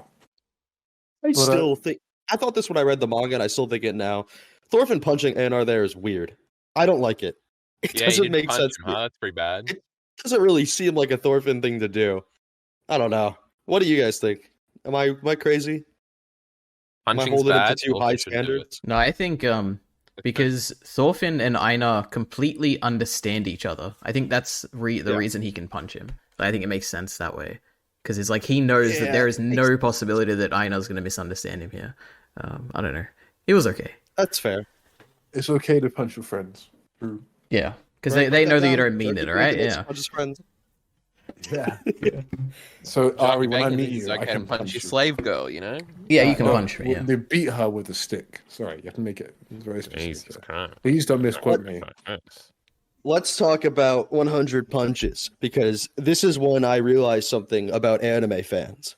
They are not allowed to think somebody is cool unless the other characters in the show agree with them. They need the affirmation. Everyone was talking about how lame Thorfinn was because everyone's making fun of him, but the second they shut up and watch this man take 100 punches and respect him, everyone's like, "Oh my god, pacifism's cool. You guys are fake. You needed to be reassured by background characters to think Thorfinn's cool." I thought he was cool day one. Okay, this is what. Okay. I did not see this, but I love that I read it, right? But I will say, when people say, "Oh my word, Vinland Saga is not a show for shonen babies, and this is for big boys, seinen boys," I think back to the scene. I'm like, this is the most anime shonen scene in this entire manga, and you will love it. This is the one quoted where he says, "I have no enemies." Like Vinland Saga is a shonen. This is how it is. So it is funny. Like, I mean, I love Drop the Bear Killer's design. So cool. He's got an eye patch and a scar. Yeah, he's neat. Based. I love it when a character's eye is like super scarred up. If I haven't realized. Anyway. Yeah, it's nice, and he's like punching him at the end, and he's like getting weaker and weaker. And then Thorfinn's taking the hits. I think is worse in the anime because it feels more anime, and then in the manga is better because it doesn't feel as anime, even though it is super anime. Yeah. That's for sure. I think with that scene, one of the things that really worried me just from like the trailers that we saw was that the detail of the bruising and bleeding on his face where was just not as good. I mean, it was never going to be as good as the manga. You just can't animate that. But I did not want them to undersell how much of a beating he really takes here. Yeah. And I felt like they did a good job. Yeah, for what animation could do. I think they did sell that his face was really messed up. But what was I gonna say? Oh my god, I had something there. So I think this episode is when I realized why visually this season does not really sit that well with me a lot of times, because I realized they make up for that lack of detail with the lighting in this scene. These like dusk scenes, even like the kind of winter scenes too. The lighting is so good. And I realized I just really hate the generic basic lighting of Kettle's farm that's like there 90% of the time. It makes the characters feel flat, it makes the ground feel flat in a way that I didn't really get from season 1. Yeah. And I realized when they go to Iceland right at the end, I'm like, oh my god, it looks perfect. It looks like season 1. I realized I just don't like Kettle's farm. I think that's the problem. I think I completely disagree, because I think like the light, the Kettle's farm allows for such a because you get seasons there, so like the environment feels like it changes. But then like in season 1, you're just like, dude, there's snow, more snow. Oh, they're marching in England through more snow. Oh, there's more snow. Like I thought the lighting was immaculate. The only issue is that like you look at the background, like this is amazing. This is like top tier, and then you look at the animation, and then sometimes some of the stills you're like, okay, well this doesn't look quite as good. So it's like that's what I'm saying. The average lighting, the kind of I say generic. It's not really generic, but you know what I mean. Like for the average scene on Kettle's farm, the use of lighting, I don't think is very cool, very interesting. But for the big scenes, the ones where they actually put effort into how the characters look and move, they use the good lighting, and it sells it. But so I feel like average scene that isn't that important, that isn't treated as important, gets the same lighting and the shitty animation, and that's why I correlate the two. Yeah, okay, that's understandable. But the lighting for 100 Punches and the Canute conversations is gorgeous. Yeah. Yeah. Oh, and they had that one scene where they just had the outlines of their faces, and it's like a rainbow color, but it's all black. I thought that was very cool. They did that perfectly. Yeah, and I think, in some ways, despite me like harping on them not putting as much emphasis on Arnid, the fact that they put her tombstone at the end makes it even more and more clear about the resolution of like Aina's still not quite up to date with what Thorfinn means by this whole Vinland thing, and then finally when they give a handshake at the end, that's when Aina starts to understand better, basically. Yeah, but then, I do think ultimately it was a good decision to move it there. Yeah, but what I thought was interesting is that they didn't bring up like Aina's. And they didn't bring up his episode 1 until that tombstone scene, and he's thinking back on his life as he's putting down the petals, which is nice. But I was so sure that they'd bring back like Aina like has a new scene when he's talking to Arnid, and he's like, "No, you've got to live because living is worth it." Like as a contrast to Arnid's like giving up on life. But they don't really like bring up at all as a comparison, which may be good because it's maybe more subtle. But yeah, it's like it's an interesting, like, where I thought they were going to use the anime original content, and I was wondering if it would work at all. They just didn't at all, and I was like, am I misremembering? When Arnid is dying, doesn't Einar bring that up to be like talking about how as long as you're alive, you can like keep changing or something? Does he? He said something kind of similar, just like asking her to live with him, continue to live. He doesn't really go all the way. Is that like animation or in the manga? In the manga too. Okay. They didn't really change the dialogue much of that scene. Okay. Speaking of anime original stuff, though, the snake backstory we were promised did not come to fruition. Oh, true. They were like hyping that up in the interviews, and that wasn't that long ago. Which, again, so confusing about this production because it's been in production so long, yet it seems like things have changed. There's that one shot in the trailer of a teenage Thorfinn from the prologue being all bruised up on the floor, and that wasn't even in the show ever. And that was in like the first trailer and the last trailer. It's so confusing. It is kind of insane to me because like I think this is like 75% the length of season 1, and they still feel like they ran out of time to put all the stuff they wanted in. It's so confusing. But the thing is, though, they convinced me on the pacing of most scenes. I'd say, like, most scenes I watched, I was never like, this is way too slow, right? Like, it felt like there was a good pacing on the dialogue. I mean, there's a couple of things where I'm like, yeah, the dialogue needs to be a bit more snappy here, or like, or whatever. But like, generally, like, it worked. So it is interesting. Yeah. Like, I mean, yeah. Anyway. I think the only episode that suffered from the pacing in this whole set of 15 to 24 was 16, when that's like from them realizing Gardar escaped to the start of the Thorfinn snake fight. They really stretched that out. Yeah. Even everything else was paced well. Yeah. How is this 75% of the first season? I thought they were the same length. So the prologue has like 1,600 pages. Farmland has 1,000. Oh, you're talking about the manga. Yeah, the manga. Wow. So they're trying to stretch it out despite the same episode length and probably less like filler. The same amount of filler as season 1, right? Yeah, I expected way more filler. They really didn't go hard on it. It was just. they have Einar, and then they have like half a episode with Garda, so that's like one whole episode. And then I think what they about have a few that other Kid Thorfinn episode? Isn't there like 2 of those? Yeah, there's 2, and there's like prison one at the end, which is half the Asgard final episode. Yeah, season 1 sucks. I never realized when I first watched season 1 just how bad episode 23 was. Just knowing how Thorfinn like puts Vinland together in his head throughout this whole arc. I saw people being so confused of why we're even here if Thorfinn already, was ready to go to Vinland for a moment there. Yeah.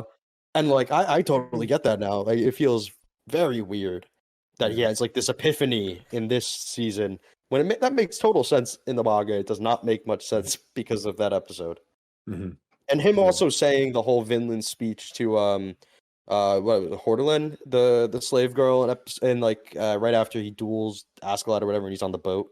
Yeah. That whole speech wasn't in the manga, and again, it makes him feel like he's more. Is it not? It's not. No. She says, "I wonder if there's a place somewhere not here." Blah blah blah, and then it goes to Iceland prologue. Goes right into Iceland. Oh, okay. Yeah. So he never says Vinland until Arne dying. Yeah. No, true. Yeah, prologue is cool, better than this shit. Prologue is cool, but it's made even cooler by second season. That's for sure. There's no season. So talking about manga. Canute season. Yeah, it's Canute. Canute. Does anybody have anything to say about this? I don't know. I think the conversation they did very well. Visuals were just fire throughout the whole thing.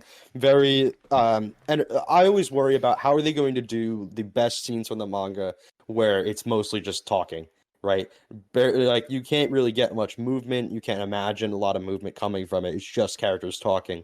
But for those big stretches of talking, they do a very good job of giving you interesting things to look at in the meantime. And this is like the best example of it.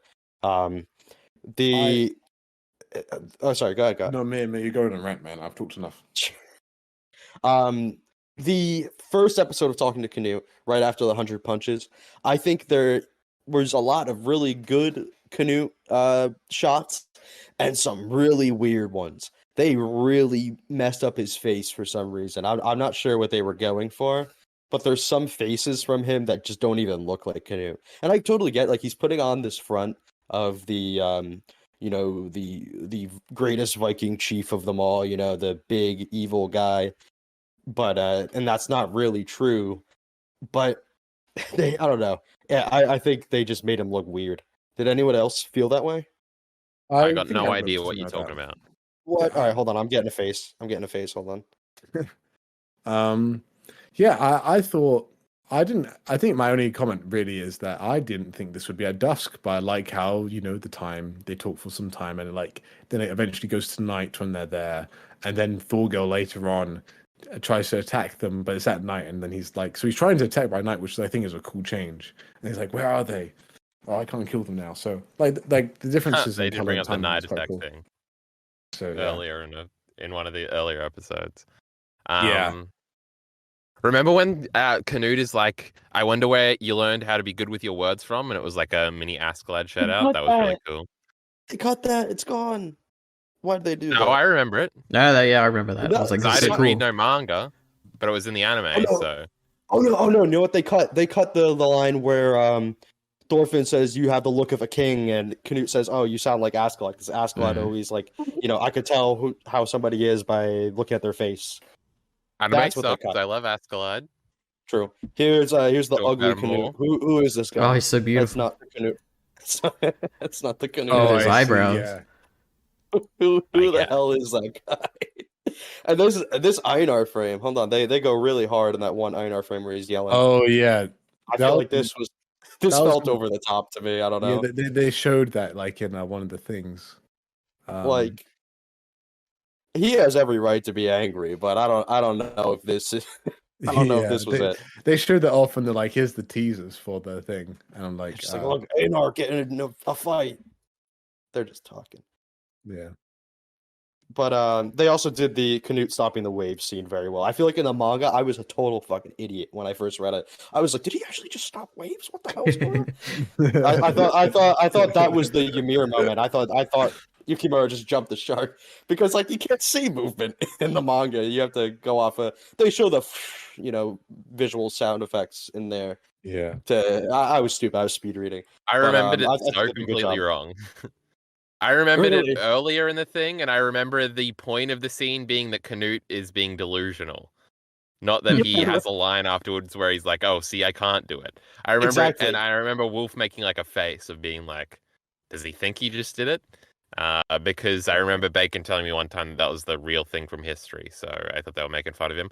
Like, remember when that dude from 300 said something like that, similar, where he was going to stop the storm or something, but he didn't do it? Anybody know what I'm talking about? No. Yeah. Okay, well, yeah. I paid attention to history class, bro. Is that a movie? 300's real. Oh, okay. Yeah, Thermopylae, the Battle of Thermopylae, EliteAri, ever right, okay, you convinced me, Jesus, alright. Snyder, Zack Snyder. Yes. That's the Justice League guy. Movie too. Yep. Indeed. You know he's Australian or something? No, I had no idea. Yeah. Oh, that Owl movie was Australian. I think Zack Snyder's Australian. I'm looking it up, wasting a battery. No, there's no way. You idiot can't do it for me. Zack Snyder, Zack's American film director. Yeah, I knew it. It looks like 300 certainly looks like one of his movies. Got that lighting. Well, that absolutely is one of his movies. Okay, but it's something about him was Australian or something, or maybe his mother or something. That Owl movie was definitely Australian. I'm not reading this whole. What do you mean it was Australian? It got made in Australia? No, there are a bunch of Australian accents, a bunch of Australian things, and all the owls had Australian accents, and it was set in Sydney or something. You could figure it out by the landmarks or some shit. Right. It was dumb. Movie was like a 2 out of 5 or something. Look at my letterbox. I rated it. That's no besides Vinland the Saga. point. Canute or something. Yeah, part 2 of their conversation. They split it down the middle of an episode, and I think that's the right way to do it. I think you need to have that time to think that Canute is really inconsolable here, that they can't work it out. I know I saw a lot of people, watching this for the first time, thinking like, okay, he tried to talk and now he has to fight. When you guys read this for the first time, did you genuinely think Thorfinn would have to, physically stop him? Like, Knut's having this paranoia thought of like, this guy's a huge risk. He's gonna, ruin everything. I have to kill him. Swain telling him I have to kill him. I never really, I don't know. I didn't feel like the manga sold me that was actually going to happen. Well, I'm a real Vinland Saga fan, so I read this shit like 5.5 years ago, so I don't fucking remember. Yeah, EliteAri, you read very recently. The same. Yeah, well, I read it very recently, and I also don't remember. I think I must have read it quickly because I was like on the edge of my seat. I'm like, oh, what's gonna happen? So I don't know. Well, when you watched the episode, then did you feel like it did a good job to make it seem like, Knut was actually going to force Thorfinn to fight? I don't know. When I was just watching the scene, I was just like, oh yeah, this happens, and then this happens, and then I remember this. And so I don't know. No, I don't know. I thought they did a better job because in the manga, I feel like it's easy to kind of breeze past what Knut is saying, but they really take you into his head here and make you think that he can't be convinced.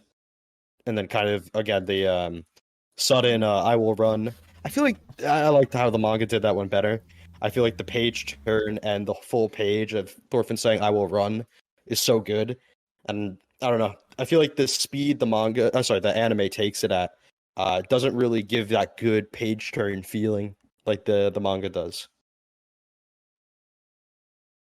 Well, I haven't looked at the manga in a long time, so I got no fucking idea. No, I definitely think so as well. I think it's like, I really like the sheep imagery here. It's like the shepherd cannot understand the sheep and all this stuff. It's like, yeah, and then he had his like biblical imagery. Yeah, and I think it's one of those things. Is like, I think my favorite thing is that I haven't seen enough complaints about the talk no jutsu. I had to explain it to my boss, and I saw one thing on Reddit. Naruto was great, but it is interesting. Like, Knut just is like, oh, there's someone else here that also thinks as me. I don't have to think of everybody as like my opposition. So I can got a comrade. Yeah. I'm glad the anime did a good job selling it to people because I really thought we'd get so many like this is just Naruto all over again complaints, but people seem to think that the anime really earned it, and I think it the whole story earns it, obviously, and that's why this is so good. Peak fiction. Yeah, Vinland Saga had to spell it out, unlike Naruto, which is based and is just really smart and better. Vinland Saga 9 out of 10, Naruto 10 out of 10. I don't make the rules, kids. Vinland Saga's a 9 out of 10 now. Oh, we're winning, boys. It's always been a 9 out of 10. Or was I jokingly calling it an 8 out of 10? You're saying it's an 8 well, the anime is like a 7 out of 10, so let's not get that twisted. Yeah. But when did I say Vinland Saga was an 8 out of 10? It was probably when you said something mean to me first. I think this was probably... I can look at one of your videos. And you're like, Vinland Saga's an 8 out of 10. No. Yeah, then he watched our rewatch series and it's like, oh wow, it's actually so good. It's so good. No. EliteAri could never convince me of anything. Yeah. Especially Mushoku Tensei stuff, my god. Example. Oh yeah, we got to talk about that at the end. How we feel about the Knut laughing scene? Knut laughing scene. How do we feel? Funny. I think they did a good job. I like the way because they retain one of the best parts about that scene from the manga where the art style suddenly gets softer, the way Knut is drawn, and they retain that perfectly here. When he laughs, they have like a his face is more rounded, his lips are more rounded, he's got like a gleam on his face, like a light on his face. I thought they did a very good job. Shadows on us. Tough. Yeah, exactly. They make him softer. It's a good moment, and I think I really like how they did the build up to him laughing because it almost sounds like he's angry, and you can kind of crying. I got crying and I was mad. My buddy, at least when he was watching, he was like, "Oh, it's like he's gonna be pissed now. Thorfinn's walking away," but then it goes into the laugh, and I think the build up to his laugh was done very well.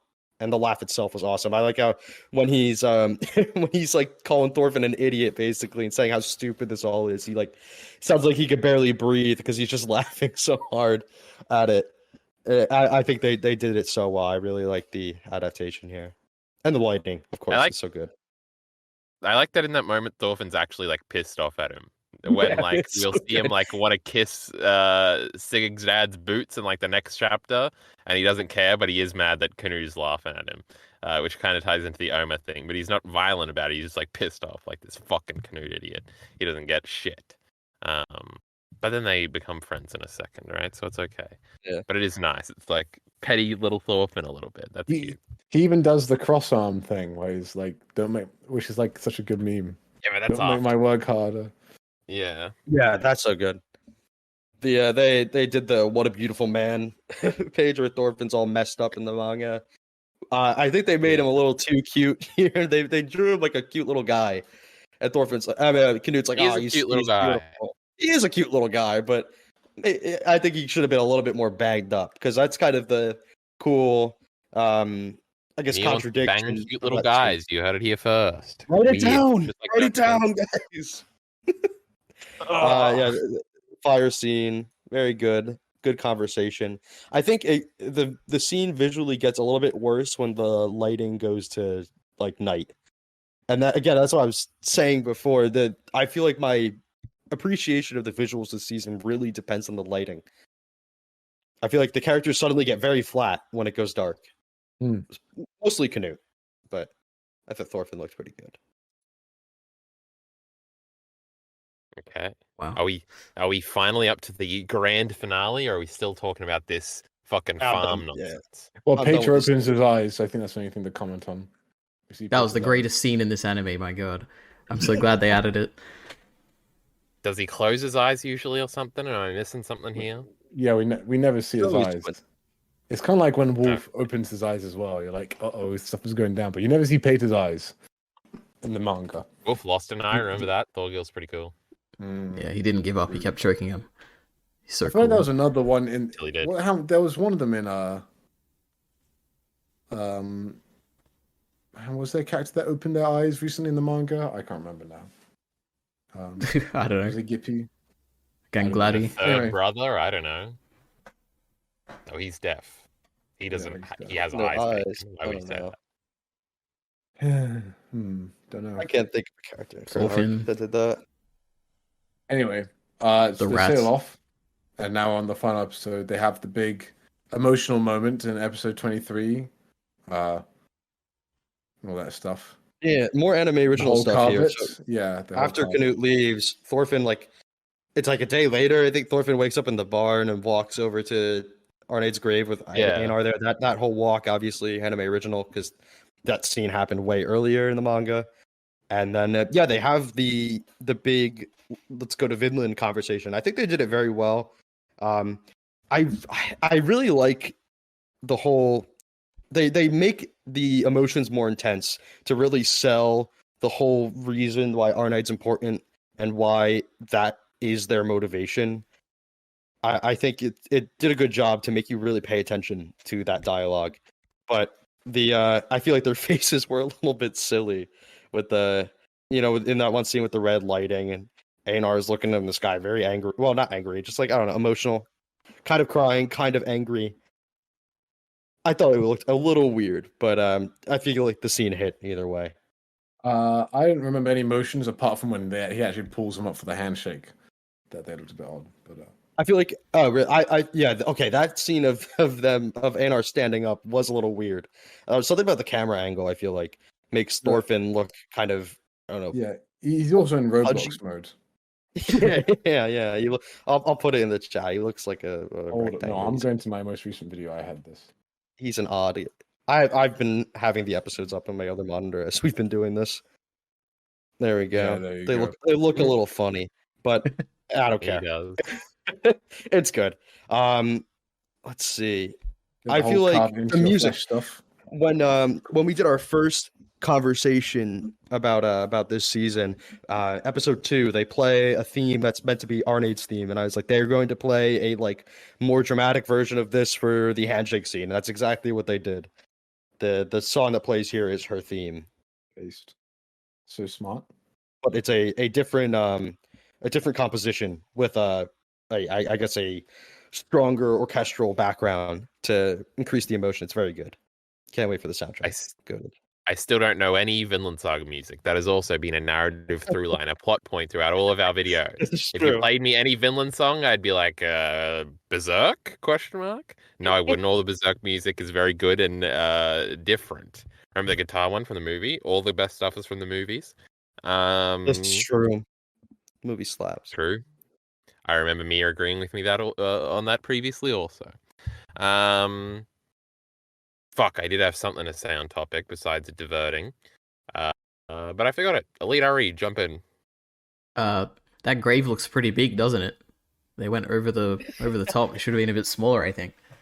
Now that we understand Kettle a bit better, I think we should have been on his side more. All right, that's all I got to say. I don't get it. What's funny? Nothing. Oh, it's not important enough for a grave that big. She deserved what happened after all.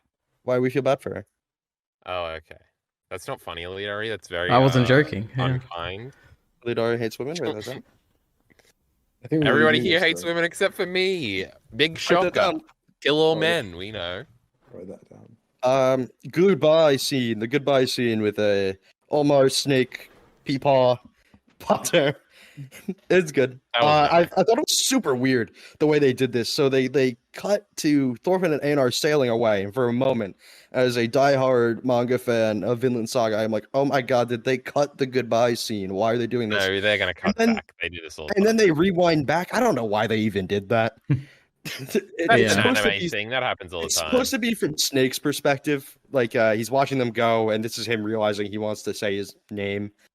So I get it. It's just weird. I don't know. It didn't really work very well, but I thought this goodbye was good. This is where we have to talk about the big loss here. We don't have funny bruised up Thorfinn where he's super swelled up and he's talking like really funny. We don't get that. Oh yeah, I remember that. If this was Chainsaw Man, all the fans would be so angry because it's Vinland Saga. They're fine with it. All right? Yeah, but Kyle doesn't even care here. Yeah. He's so right. Remember when they moved the pole so it wasn't on Denji's dick, that wasn't the gag, EliteAri? I was fucking fuming. I got a we have anime fucking original yet. plot hole here. But hold on, I want to talk about this silly plot hole that we have here.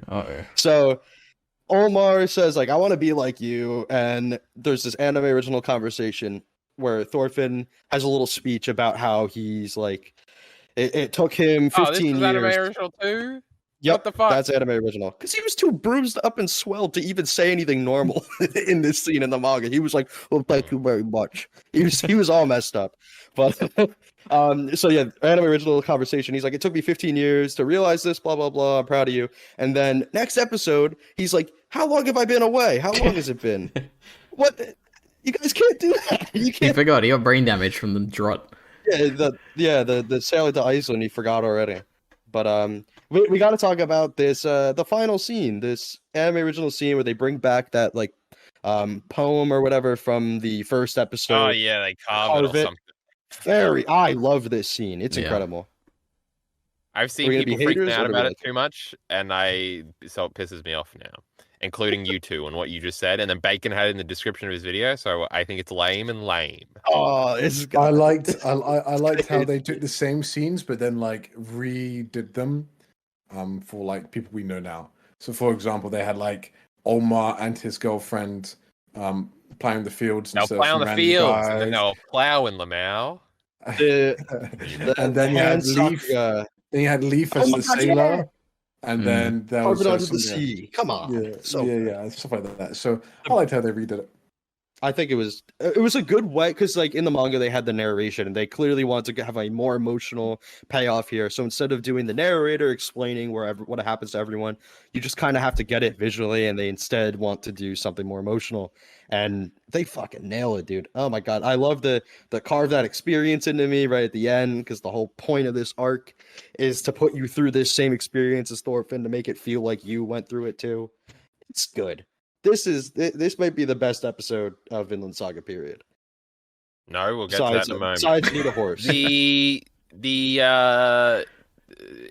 In a real good series, the one that doesn't suck like Vinland Saga, all these characters would come back. But was anybody else sad? Like, man, we never saw Snake ever again. It's a bummer, dude. I see all the people like, I hope we see Snake again. Like, oh, I'm so sorry, guys. You're not seeing Rold, son of Grimm anymore. Oh, that reminds me that even though we didn't get that backstory for him, they added that kind of throwaway line where he says he's from Miklagard. So confirm his like origin, I guess. He was What's a Miklagard? It's where they're going in season 4. Yeah, like Turkey, whatever, that area that they were going to. He's like EliteAri. What? Oh. Turkey? Aren't you Armenian, EliteAri? That's yeah, right I'm not Turkish. Jesus, my God, there was a genocide there involved in Turkey, right? Breed or something. Oh, you don't want to go there, Kyle. The same bloke. Yeah, they hate each other and then they genocided each other or something. That's not good. Because they claim they're in the mountain or something. I don't know. Some crazy stuff's going on. I don't know. Politics. Probably. I got no idea. Is that the same thing that Hassan Pike is from? Yes. Oh, yeah, my favorite stream. I love it. That genocided them. That's a meme on the internet. Okay. But Snake Lamau. Yeah, I'm glad none of them are coming back. Big grief. All the cool characters stay.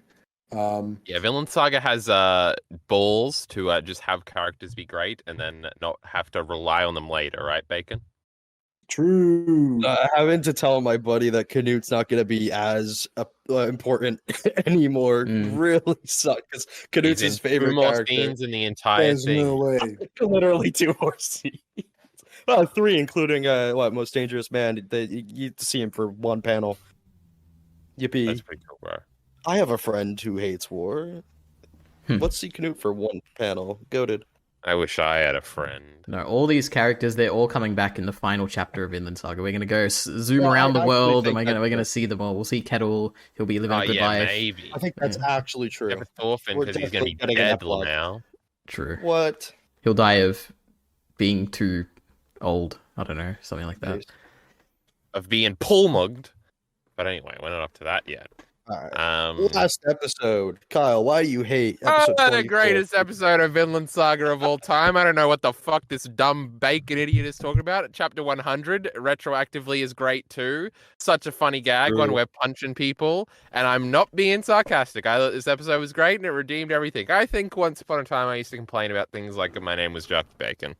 And Ylva not recognizing Thorfinn or something was sad. But we get the moment with the mother. Who gives a fuck? So it's good. We get the good moment and we get the funny moment. And then she beats him up like twice. And then it completely retcons the fucking punching thing because Ylva's way stronger than this fucking loser dolt or whatever the fuck his dumb fucking Thor Kell ripoff name was. Fucking it wants to fight bears or some shit. Greatest episode of all time. You mad, Jarkey Bacon?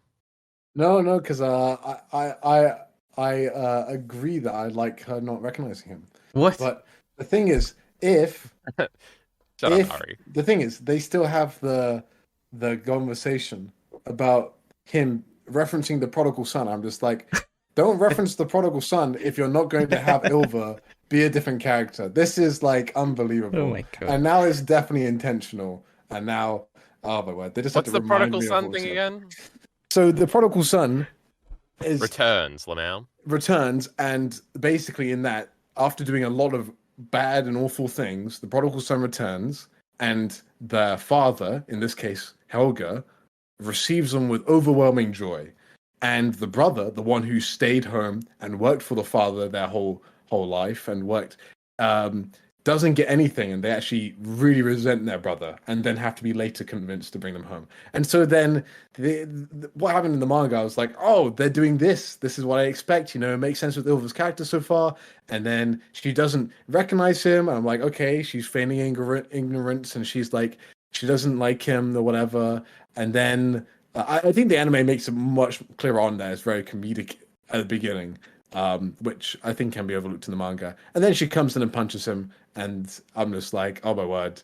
I did not laugh. Thought he was a scammer, all right? What was she supposed to do? I thought it was so funny. So, well, I remember the day before, Jarkey Bacon on Twitter saying like they have 1 more day to fix Ylva, and then they just double down. And it was unbelievable. I think that made the scene even funnier for me. I think Jarkey Bacon improved Vinland Saga by being a hater. Oh my word. Well, I'm glad someone liked it. Good grief. Yeah, I mean, it too. It's pretty good for her. Yeah, no, I mean,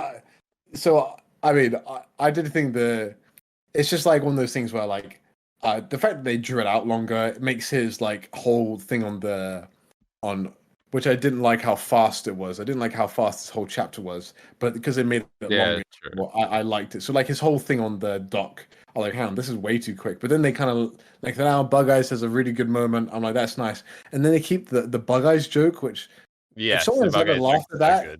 No, it's awful. It is so it's bad. so good. Because it makes Helga recognizing Thorfinn without like having to be told. Like she sees her son when she looks at him. It makes that even better. I think it's the best joke in Vinland and then both of you guys complain about him crying too much because you've had this emotional whiplash where you're like, oh, I don't like him crying so much, it's over the top because we're going back and forth because the tone whiplash doesn't work. It's good in the manga because I don't have to hear it. And the joke is also good in the manga. I went and checked. No. I didn't. It's not that I hated how sad he was and how emotional he was. I didn't like the delivery that much. Because when he says crying noises, like you can be emotional. You could be emotional very strongly, but it just didn't sound like how I pictured it. That's all. The reason why it's because you're having this tonal whiplash, and so you're having to go. Your body's not ready, your mind's not ready for sad moments. Whiplash. I love Baltic Sea War. Don't you dare put me in that camp. There's no tonal whiplash in the Baltic Sea War. Don't listen to him. Gudrid uses a ladle to hold a boy hostage. It's awesome. No, that was awesome though. Gudrid's cool. Shut up. The Ari. Yes. The reunion, not you. Now it's little EliteAri. EliteAri. Crazy. He's using black hair. And he has no teeth. They played up the reunion with him more, and I actually quite like that. Him feeling bad for blaming himself for Thor. There's no way a single anime only knows who the fuck that is. They had why didn't the one time they should have instead we got fucking Kettle flashing back to some fake bullshit that didn't actually happen. Why isn't there some shot of this fucking idiot getting punched by Askeladd? Instead everybody found out through a shitty Jarkey Bacon tweet. 1,000 likes or some shit, by the way. Yeah, no, it is my most liked tweet. I was going to bring this up. I got 800 likes on this at this point. I thought it was funny. I didn't realize this when I first read when Thorfinn first gets there and they're like, how do you like we don't believe that you really grew up here. If you did, you know my name. And he's like, Foxy. That's actually the name of the kid that if you remember the scene where Thorfinn was like play fighting or whatever and he was like play dead with another kid, that was Foxy. Apparently. No, but he does look like Foxy. I was like, this guy must be Foxy, right? This guy looks exactly the same. He changed his name or he lied. What the fuck? Thorfinn's memory was way better than it seemed. Yeah. You know what that reminds me, all season I saw anime onlys being like, why doesn't Thorfinn care about his mom and sister? He doesn't think about them at all. And like, I kind of get it, actually. It is kind of weird. Yeah, we hate mothers here. Yeah, he's just like us. Exactly. He's just like us. True. I'm not alone. It's weird. Yeah, sometimes Thorfinn's memory is like really good, and then other times he was like clearly in a hazy PTSD because why wouldn't he be? Whenever it's convenient, Thorfinn can't remember shit. That's the thing, exactly. Like he'll remember Foxy's name, but he doesn't remember to think about his mom. I don't know. It's odd. It's peculiar, but he's kind of motivated by his dad that he stopped knowing when he was 6 for like 10 years, though, huh? Yeah, right. What an idiot! I hate Thorfinn. He sucks. We got the storytelling. Ari, what do you think about this? Ari, about what? You're making some final episode. You're making some noises, like ambiguous noises of disagreement, of disgruntlement. Yeah. Tell us how you feel, EliteAri. I think this last episode was perfectly fine. I guess I would say, I don't know, nothing stood out to me. It was pretty much what I remembered from the manga. It felt a bit more stretched out, maybe. When I saw Ari, I was like, that doesn't look like Ari. He looks different. But that's fine. It looked like him when I went back. He's close enough. The screen went black and he saw the real Ari. Dun, dun, dun. Oh my god, I have a thing. Shut up. Hold on, everyone, shut up. Hold on, I misclicked. Hold on. No, that's not a thing.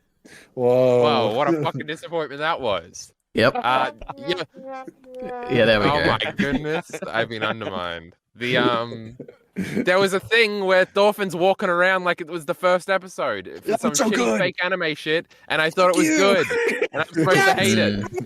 No, that was good. That was good. That was good. That was embarrassing. I wanted to video game myself. Yeah, no. I mean, I actually like there was that where I thought it was. Yeah, no. I think I generally like whenever you read something for the first time, like. Or experience something for the first time, your emotions will be like way more heightened. And I'm still like memeing up the fact how disappointed I am over Ilva, and I think I am. I think they could have done a much better job with her. Well, I was definitely. I did like with my expectations in check. I did actually really enjoy this episode overall, and I think that might be the case. Definitely expanded upon in the manga. Like that was. I do still want to get a gif of Ilva like shaking around Thorfinn because that was very funny. That was so good. But his then eyes later were out on, of his head, bro. But then later on, they had to have this scene which is so cool where the music builds and they have all this like retro stuff, and then they have the fan service. They wheel them out one more time for the grave, boys, because they know there's going to be some Twitter accounts that will go crazy over it. Oh my days! Yeah, me. Wait, what grave? The slave grave? Or yeah, that's the original. Yeah, that shit fucking sucked. I knew. I hate little Thorfinn. I hate Thors. Fuck them both. Now, what about at the very end, what the fuck is going on? Did we see Askeladd for a moment? There's some bitch that had a baby or something. What the fuck was this? Yep. Where was the baby? Sorry. Hang on, I have to remember this. It was the end when we're flashing at things. Instead, we're not actually flashing at Gudrid. Who was it? Yeah, it was Ilva and Thors, then young Leif, and then young Askeladd. It's supposed to be what the fuck did we see that?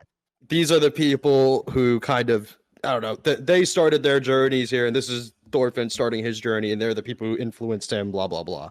That's the way I saw it. Because I saw Askeladd, and I'm like, it's Askeladd. But not even I'm freaking out, because I'm like, why the fuck are we seeing Askeladd? And then I'm like, are they trying to say that that's Thorfinn, and he just looks like a young Askeladd now that he's got his hair cut? Because the Thorfinn reveal is at the end of this. And I was like, what? And then this, and then there's some fucking baby. What the fuck is going on here? And this was the time when we should have seen Gudrid or some shit. She's in the other village. We're going to meet her tomorrow. And we don't see her. We see her at the end of season 1, because we're a bunch of hack fraud morons, because season 1 sucks. Child, where was she?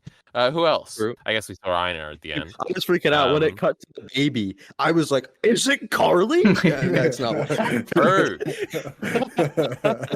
Where's the fucking dog? I wanted to see the dog too. I'll save this for the season 3 conversation, actually. But one thing they cut the haircut scene.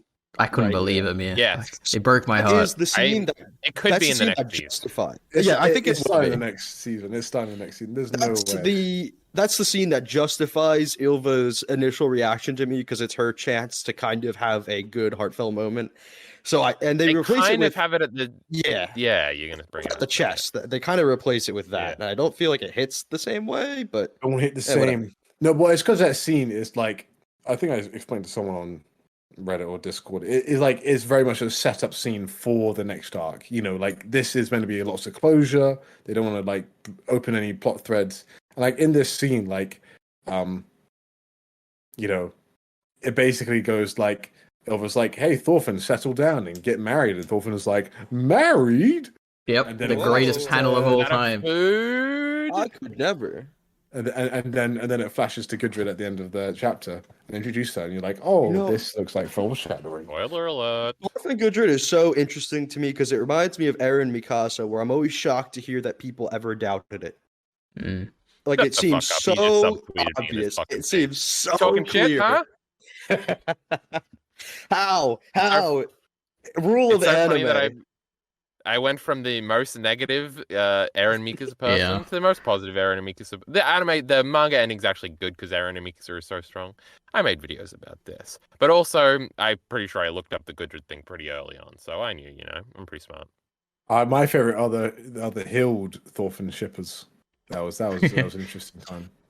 I always see Hild Einar. I'm like, what are you even talking about? These two know nothing about each other. They do not care. Like, what do these two have in common? Wasn't Jarkey bacon on that for a little while? I'm on that train. I was on that train. You're ridiculous. Look, she gave him her crossbow. No, her things before they went into the Ormsburg. That's pretty big. And that's deal. not all I she's gonna actually give never- him. I didn't remember that. Yeah, that's the one. That's her first time meeting Anar right there. She calls him a big ogre as well. He is. Okay. Funny. Hild's best asexual. This is Yes, exactly. I'm not gonna. She only loves Yeah. children, and that's it. And technology. In the pedophilic way. All right, Hild loves children. Write that down. Hild loves children. unlike our favorite protagonist from Mushoku Tensei. What? Oh my goodness gracious me! That reminds me. Mushoku Tensei was better than this shit, right, EliteAri? Oh, undoubtedly, yeah. But I don't compare them like that. Like, they're very different shows. Like, the production-wise, like, it's not even comparable. Tensei. Yeah, no, Mushoku Tensei Shut is up, idiot. phenomenal. Shut up, Jarkey Bacon. So we're giving Mushoku Tensei a 7.5 out of 10, Oh, and wow. Vinland Saga Season 2 a 7 out Oh, of 10. wow. I'm so glad, Agree? Kyle. Thanks, Kyle. All in agreement, say aye. Aye. I know. I never That's watched it. But sadly, Mal only has 7s and 8s, and Mushoku Tensei, I don't know if it's an 8 yet, EliteAri. That's crazy. Well, Alright. well, season 2 of Mushoku Tensei was actually pretty good. Season 1. Well, season 1, part 2. Well, yeah, sorry. Yeah. We haven't actually seen Season 2 is coming next Sunday, right? Next Sunday? Yeah. Oh my word! I saw a thumbnail and he looked grown up, and I was like, "Oh." I watched all the trailers, No, and I I've see not EliteAri tweet artwork all the time, and I always. I didn't see any funny- tweets. No, I don't tweet anything too spoilery, right? But don't go through my I want likes. to I like fucking things that are out. spoilery, right? Don't ever do Oh that. my god, I'll be there. They're massive Don't spoilers. go through my like. There's boobs there sometime, Damn. unless you want to, no biggie. Are we done? I think this episode is the prettiest episode of all. I think this is the visually best one. It just feels consistent. I feel like the whole season was just inconsistent visually, and this one was good the whole way through. Yippee! Season 3. Maybe. So season we 3 gotta got speculate now. confirmed. I think it was like the lead character designer or something. He did a drawing of Baltic Thorfinn and then had a little teaser in there with the 3 to say that there will be a season 3. So yeah, I give it like 3 years. Unless Mappa goes bankrupt or something, that'd be crazy. That would be crazy. They Yeah, spent all their 'cause money on the Chainsaw Man sucks so movie. True. I Attack on think Titan's over. the only prediction I have for that season, I feel like it's gonna how this season kind of cold opens with Anar's village being attacked. I feel like it's gonna cold open with Carly's village getting attacked, and then you get the context later. That could be cool. Like 5 episodes later, right? Yeah, it's about they have to go through Fed Return. Oh, I'm so excited for Fed Return to just make everybody mad. And then he'll make it. Vinland Saga got woke, bro. And then Cordelia. Oh my word, Cordelia Oh, boy. introduction. That will be a time. That'll be alright. Dude, I saw on Twitter. I made a tweet about Hild or something, and then anime only viewer is like, I'm only watching the anime, but I saw a picture of her standing over Thorfinn while he's like defeated on the ground. Did they really make a woman stronger than Thorfinn? Oh, This no this way. this is supposed to be a realistic anime. And I was like, okay, you're gonna love Fed Return, dude. Well, the great thing is that they actually made it unrealistic because women would be able to pull back a crossbow in those times. But Dude, I was rereading that chapter, and Thorfinn running up to her like she can't reload that fast with her woman's So good. strength. Oh, Thorfinn! No. That's crossbows in general. Watch Not delivery. women's strength. Did he But say he woman? literally says woman's strength. There's no way. See you guys. That's my will think thought. of your Hold favorite up. protagonist. Hold up. I'm finding this Here. right now. I do not believe this. He says her woman's strength. I swear to God, I There's bet Bacon knows the actually no exact chapter. Thorfinn, I get what you're saying. Like he could have just said with her strength because she's obviously a slimmer person, but her woman's strength. He literally says that. It should not take a while to load with that heavy weapon with her woman's strength. Yeah, this is what Thorfinn thinks to himself. She is not reloading. Oh my word. Hey, we Right. can't This judge is a man for crazy. his thought. Yeah, he's just okay? thinking. There's no Yeah. thought Okay. process here. No. Okay, no. Well, no. in Vinland Saga's world, it is confirmed that a woman could not pull back a crossbow, which is not historically accurate, but it's already this is like the core of like Hill trying to pull back the crossbow in her backstory. I just didn't realize that he said the woman's strength, which is so hilarious. Cordelia couldn't do it, Bacon. True. No, I trapped him and I win. Conversation, everyone. Let's do that. That'll be funny. Yeah, all right. I guess that's all. Oh yeah, I guess one more thing I have for season 3. I feel like this episode was unapologetically goofy, and it just makes me excited for the fact that they're gonna be goofy in season 3. They're gonna let it be funny. I saw the best mid tweet of all time. That was so good. Well, which one was that? The Kevin Hart oh my one. God. Yeah, hold on. Let me get it. That is a funny tweet. I'm proud of that one. EliteAri has some funny tweets. No, I don't. But man, I'm excited for season 3. All right, Gudrun, best character. Just let it get cancelled. We don't need this fucking season 3 shit. Did you guys see that YukiMura like apologized publicly for drawing mountains in Denmark? Yeah, I did see that.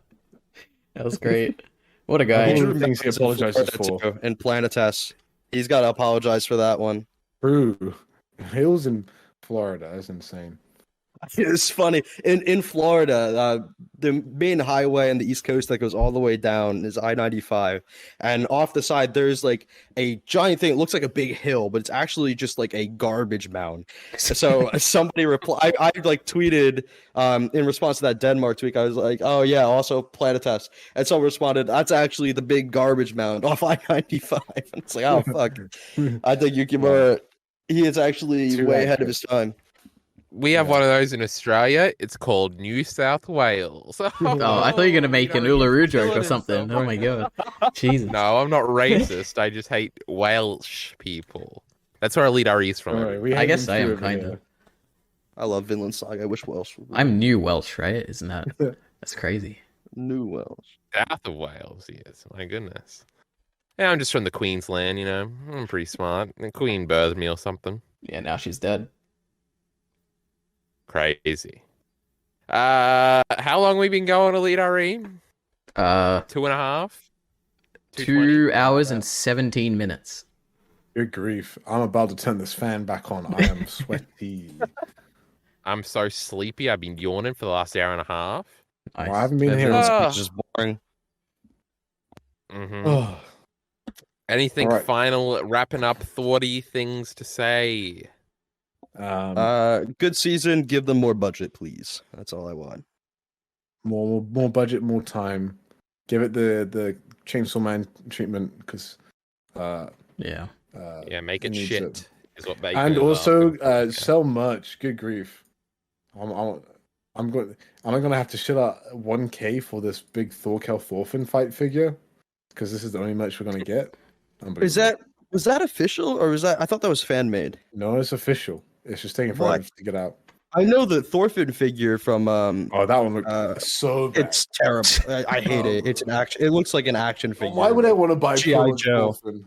Exactly. Why would I want to buy Prologue Thorfinn? You're so fucking correct. They started making this thing 7 years ago. Prologue characters as well. They started making it like 4 years ago, I think, and went completely dark, and now it's completely outdated because that's not even the character people like. This is the issue when you front load your series with no waifus. True. Yes. Oh no. Yeah. The second Gudrun and Hilt show up, it's gonna go crazy. Hordeland.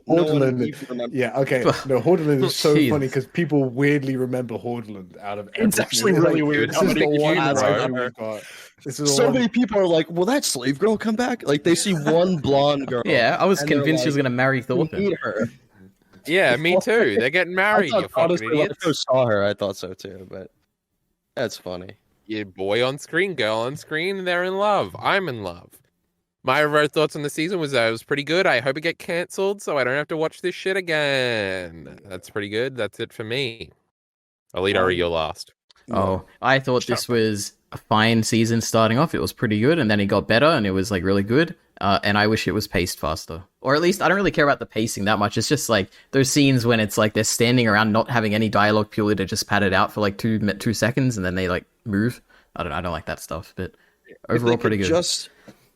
The like, I micro-pacing don't know, have is the right bad. amount of episodes. If they could just pick the correct amount for the source material, that'd be great. I don't know why 12/24 has to be the standard. Which reaction series are you going to watch first, EliteAri? Film Buff. I'm already partway through it, but he just dropped it. He's like, I'm done. I'm taking a 2-month break. Too long. Well, yeah, he stopped everything. Yeah. I bet the normies were on that shit, bro. I bet they're obviously the best reactors, so we'll be going there first, right? Yeah. No, I can't wait till Blind Wave. That'll be the day. Watch Semblance of Sanity is very good for Vinland and Attack on Titan. I remember I watched their season 1 Vinland ones, but Semblance of Sanity then became a meme, and we all make fun of them in the Discord server. So didn't they break up or something? Currently being made fun of. No, what? I don't They think didn't break up? I don't know. I don't know why in my head.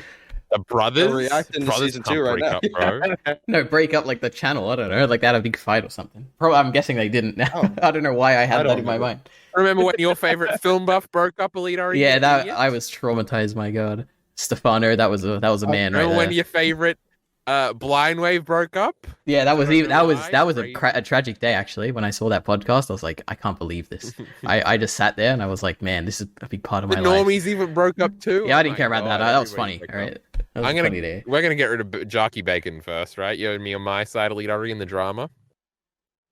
I tend to side with Bacon on more things. I feel like you tend to I'm being betrayed on every you are every problematic front. as an individual. Me and Minty against the world, EliteAri. We thought you were with us, but you're against us. Well, I mean, if you change your mind on Mushoku Tensei, then maybe. Yes. Sadly, I think pedophilia is bad. And with that being said, everybody, Vinland Saga is over. That's the 24 episodes. We talked about them all in great depth. And for Jarkey Bacon, for EliteAri, who's not a pedophile, that was just a joke, everybody. He hates Rudius. And Merely Vinland Saga, we remember Mia's name now, who's going to be watching Mad Men pretty soon, off my recommendation. I will. He's not responding. No, he's locked in. He's doing it. Support links in the description below. Thanks. Thank you.